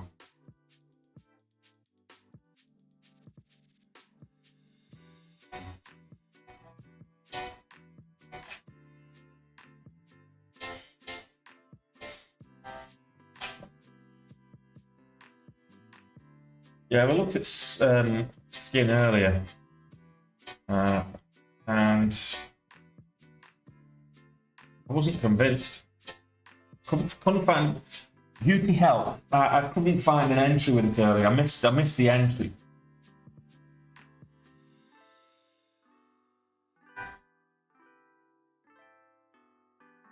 Again, the volume profiles are all over the shop.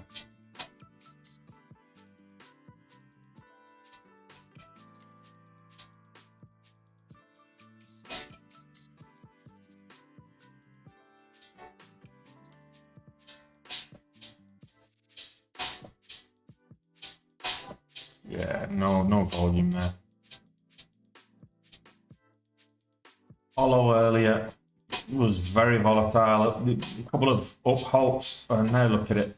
It's halted again to the upside, but after successive halts down. This has got volatility. It's just microcloud. And we're looking at what, 62 cents on the range. So this should resume. 15-minute resumption would give it another minute and a half. We'll come back to that if we need to. What about Faraday? Is Faraday still looking bullish? Or has it shot its wad?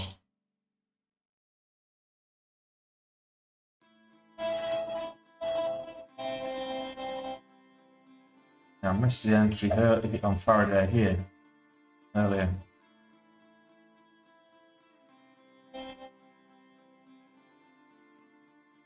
Yeah, there's nothing really kind of getting my juices flowing today, guys. I don't know about you guys, but I'm not seeing anything that's really exciting me at all. I mean, let's have a look to the downside. Let's see if we can find something to short. Might be worthwhile looking at it from that point of view. No volume on that one.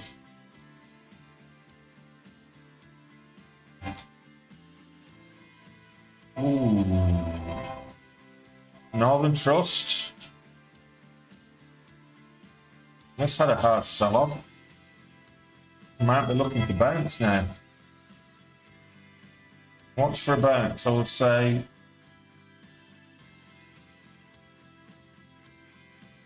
$72.50 maybe for a bounce. Move up. Retake the VWAP.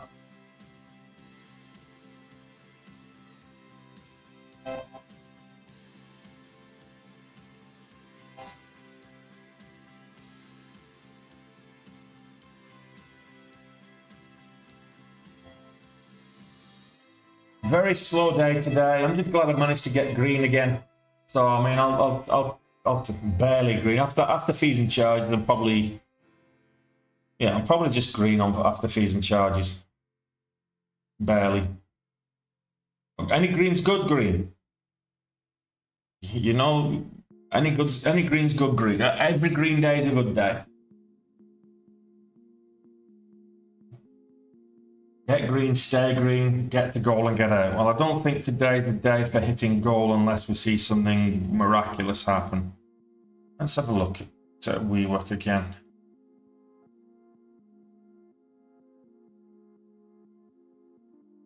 That's over $4 now, so this looks like it could be trying to make a move. 439 to the upside, halt level. Let's have a look. If I can break 420, I might give it a quick small size. Spreads 2 cents. Range 10. Yeah.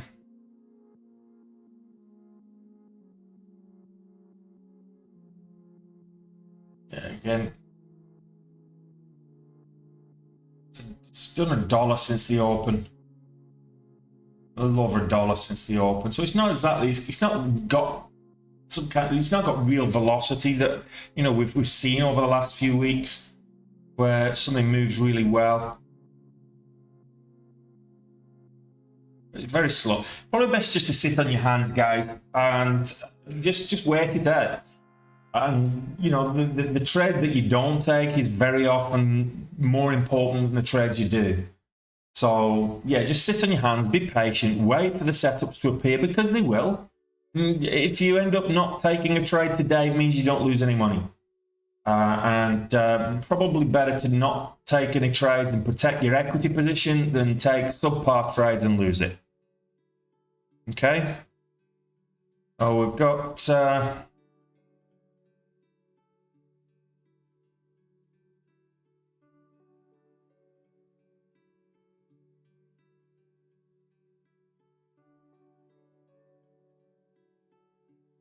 yeah, I'm just waiting. Let's see. This probably will go live at the top of the hour. We'll probably look at another 40 minutes before this goes live. Anytime between 10:30 and 11 is usually the case. So for an hour into the market. So this is an IPO for today. To watch for today. New Wood Group or NWGL. And let's see if it does anything. MDAI, also an IPO today. Popped up, was at $24 earlier today. First thing. I've went up to $25 actually, not 24. It went up to $25 before selling off for the rest of the pre-market. So now we're kind of looking at, will we get a turnaround? Will this get back up towards the $10, $12, $15 today? I can't see it with this kind of volume profile. You need consistent. You need high relative volume, but because it's an IPO, that's not. So you need consistent volume. With an IPO, what you're looking for is consistent volume. This inconsistent volume profile here is just not helping anyone. So looking for a good setup, unlikely to find it there.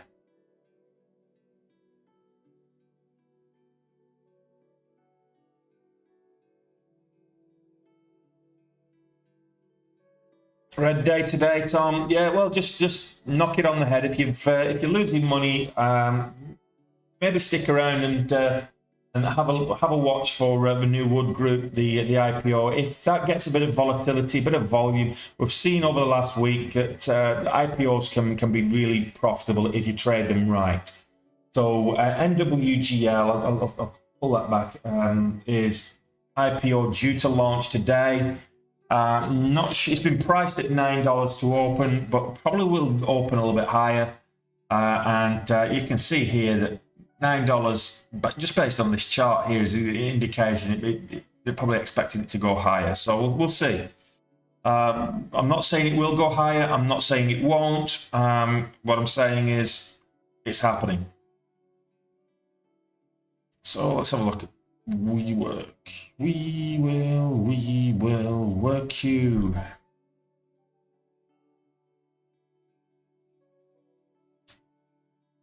Yeah, WeWork for me, just not really exciting me.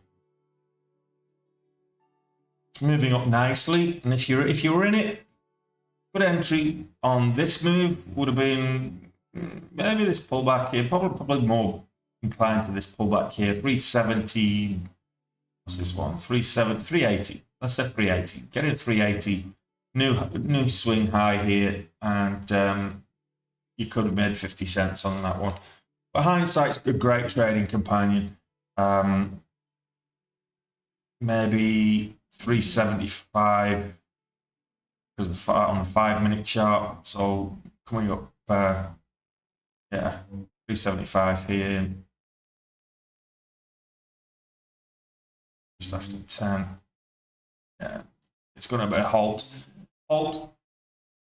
Testing that halt level of 457.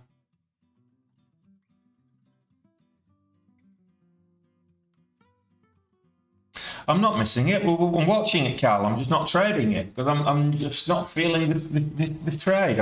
I need to halt level 465 now.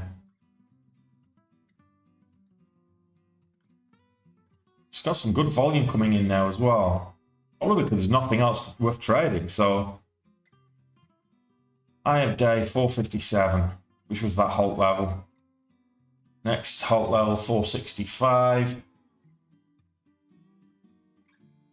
Don't want to be jumping in, particularly like second hour of the market. You don't want to be jumping in at a halt level. You want to wait for the pullback. 470 is now the halt level.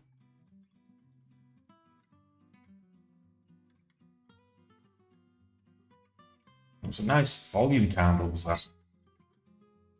Range wasn't huge on it, but the volume was good. Nearly 500,000 shares, 400,000 shares traded on that last candle.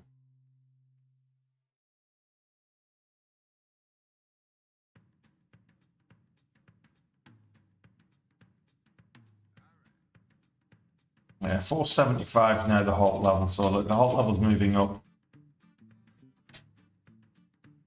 The range is only 15 cents, so it's not exactly, I wouldn't call it a parabolic move. Not yet, at least.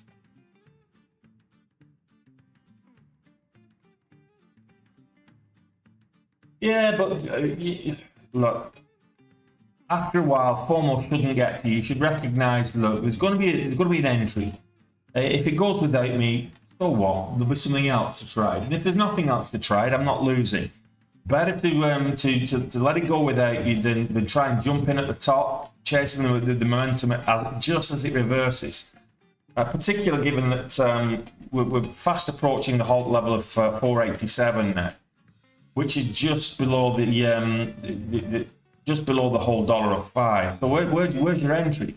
If you're just trying to chase it up, you want to wait for that pullback. Current high of day 477. So you get a bit of a pullback here, maybe.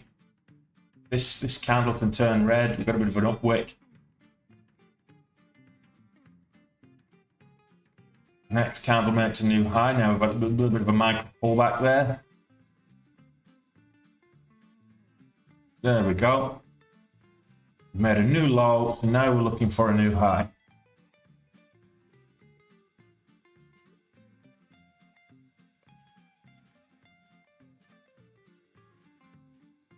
Absolutely.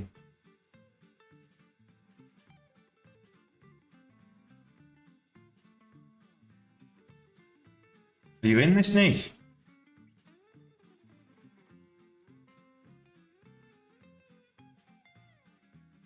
The high of this candle is 466. So, and waiting for that pullback, people thinking that, oh, it's moving up. If you got in here, the right entry here would have been what, 415-ish as a move up, breaks new highs, or even 420. I have that new high there, so 415, 420. That would have been the right entry. Now we're looking for a new high, which will be up there. 466 is a new high. If it's going to move back up, this might pull all the way back down to the VWAP now.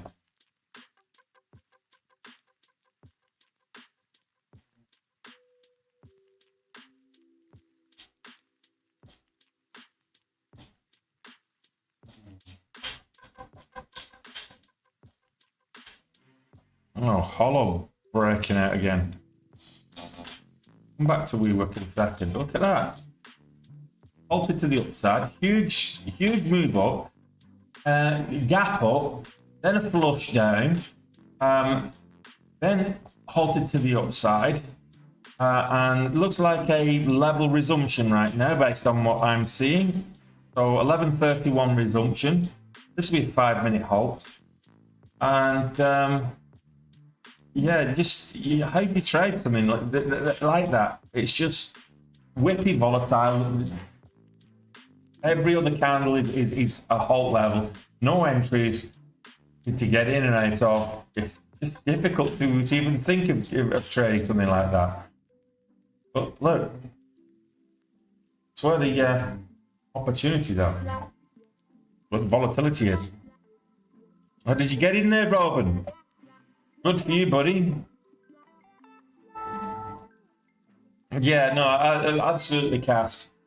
And is it going to is it going to move up? Is it going down? You know, how do you manage your risk on that one? It's a difficult one, but I'm pleased for you, Robin. If you're making money, good on you.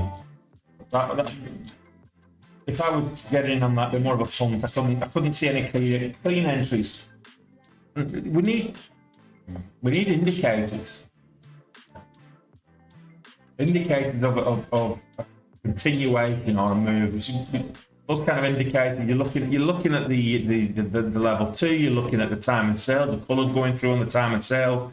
You're looking at the volume. Is the volume increasing? You're looking at the pattern, the patterns on the chart and breakout levels, support, resistance, etc. Is this blue skies on WeWork? Are we in blue sky territory after this? If it makes a new high, it certainly looks like it. Yeah.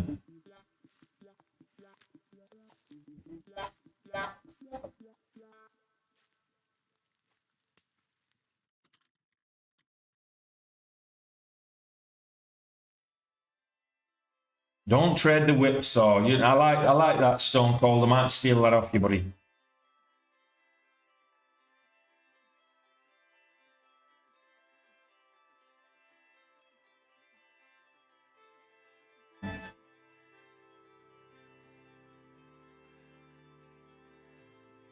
Still waiting for Newwood to launch. This might be worth a try over 450 again.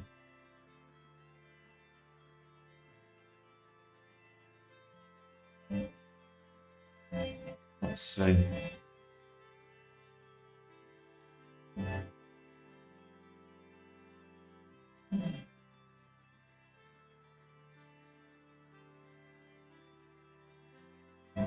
AMC's trying to kill, just trying to take the VWAP again. It's currently at 458. The VWAP is 466. So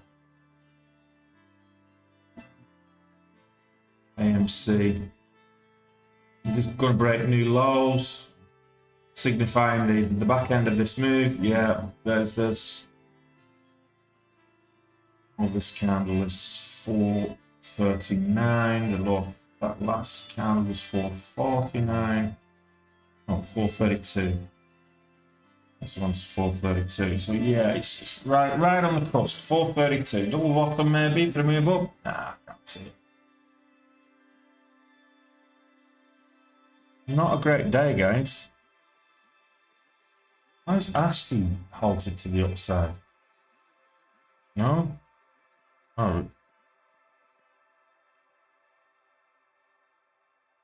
Yeah, cheers, thanks for that. I'm just looking at my signals meter, and I've got signals from 9:31. So yeah, cheers, thanks for that, Benzinger. Thought my signals have started working again, but no. It's just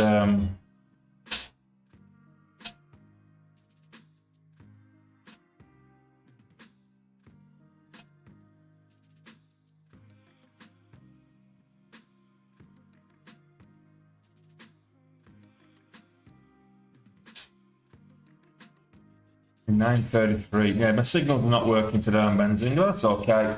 It's normally fairly reliable. Just not working properly today. Couldn't find one on WeWork. Couldn't find a catalyst, Ricky. I did have a look, but I couldn't find one.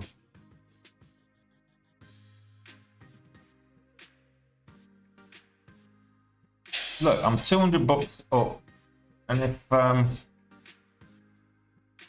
if I did 200 bucks every day, that's $1,000 a week. That's $1,000 a week on average, and that's $4,000 a month on average. So that's what, 48 grand, 50 grand a year. That's better than the average job.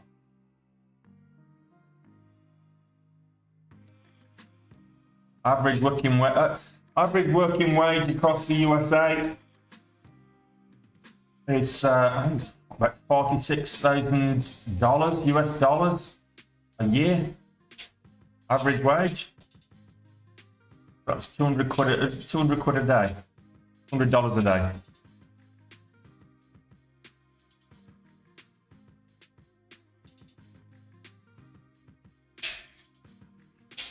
Yeah, SFWL, it's just, you can't trade that. It's just garbage.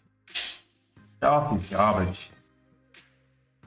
Over 14 with good volume. I mean, you look at it, what, 50 cent, between 50 and 60 cent spreads here. The range is 60 cents and the spreads at 50. So how do you manage the risk on that? You can't. You need a range that's at least twice the spread to be able to manage the risk, because just the width between the bid and the ask is gonna break you out. It's gonna stop you out. So you can't trade that garbage. Well, you could, but I wouldn't advise it.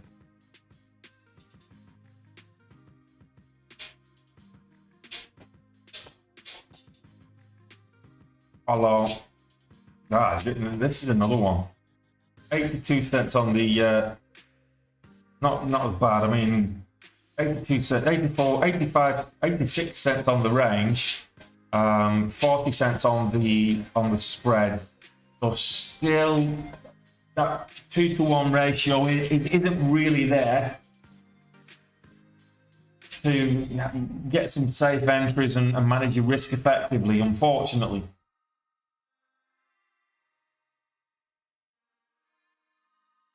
We back at it. Broke five bucks with it.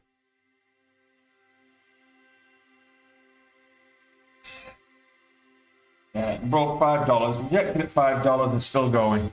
522. I'm kind of getting FOMO now.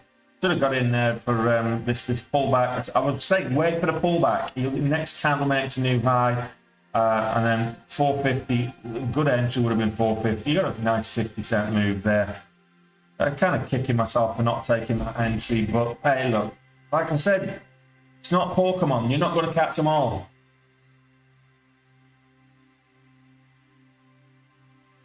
AMC and VFS trying to test the VWAP.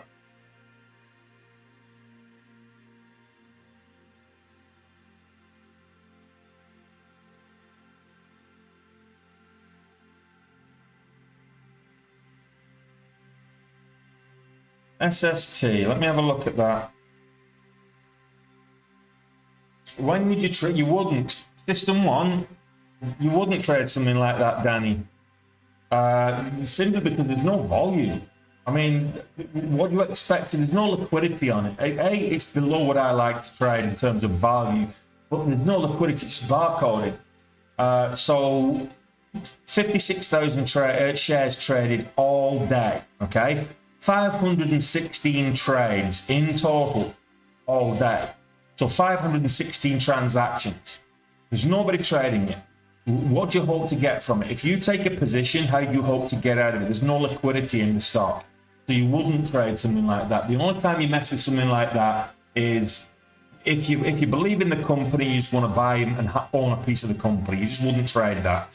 You might invest in it, i.e. you might buy the shares to hold if you believe in the company, but it's not something that you would trade. There's just no volume and no volatility. So getting like less than a half a penny is the range on the 1 minute. A penny is the range on 5 minute chart. And the spreads are the same. So there's no range, there's no volatility, There's no volume. Everything that you need for a profitable day trade, not there. No volume, no volatility, no nothing. Yeah, it might drop in price, but if there's nobody trading it, it could continue dropping. There's no liquidity.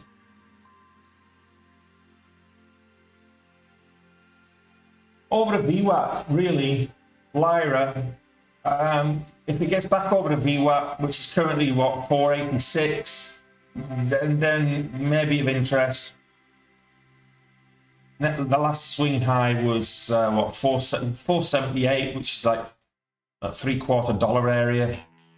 It's broke below the pre-market lows. So if you're a range trade, so there's a strategy that some people like to use, which I'm not keen on myself, but some people like it, which is the opening range trade. And what they'll do is they will look for the first 15 minutes. So I'll put this on the 15-minute chart. You'll see what I'm talking about. You look at the first 15 minutes of the open, and that's your opening range candle there. That's your opening range. And whichever one of those gets broken first, that's the position you take. So in this case, you would have taken a short position. And you would have taken a short position, you would have put your stop at the top there. So you would have taken a position short at 460. You've had effectively a 65-cent risk. And you trade that all the way down. So you would want to be making $1.20 on that. Are you going to make $1.20? Is that going to go down to 340? Probably not. So this is why I don't like the opening range trade. You might have set your risk a little bit somewhere else. So if this breaks low, you might have an arbitrary risk and say, okay, well, I'm going to risk 10 cents, in which case you'd have got stopped out. But in theory, it works because you can see it selling off and it's coming back and then it'll sell off a bit more. So going long on this, probably not something I will be interested in right now. Lyra, not great.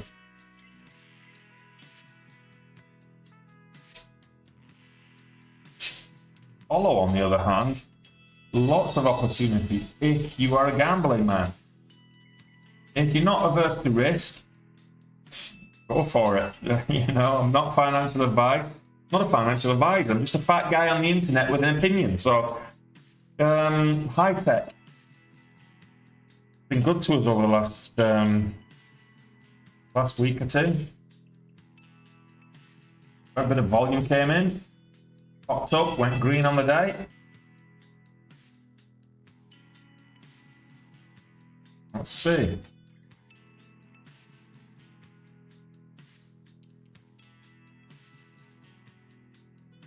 Yeah, by the dip, do you know what? It's probably this. I probably should wrap it up myself. I'm going to stick around and watch this IPO, New Wood.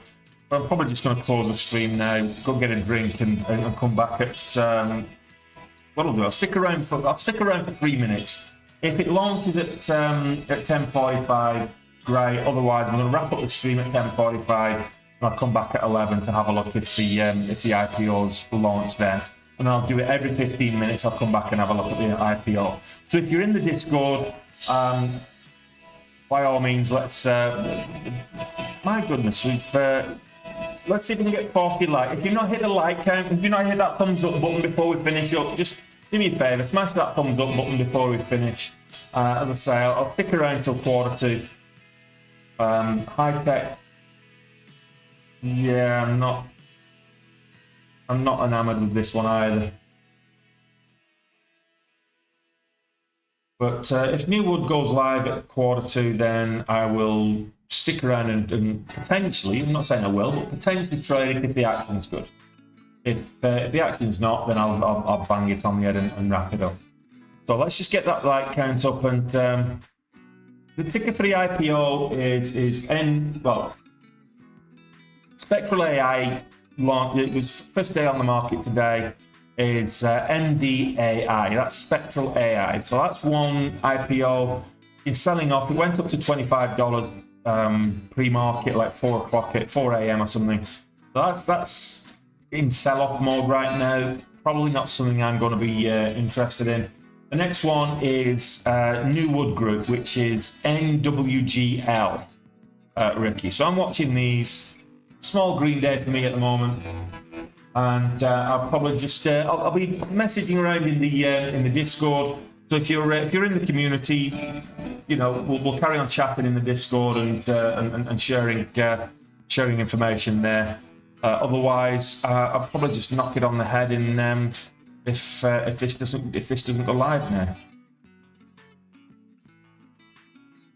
So NWGL is New Wood Group. Probably looking at this going live at about 11 o'clock, I think.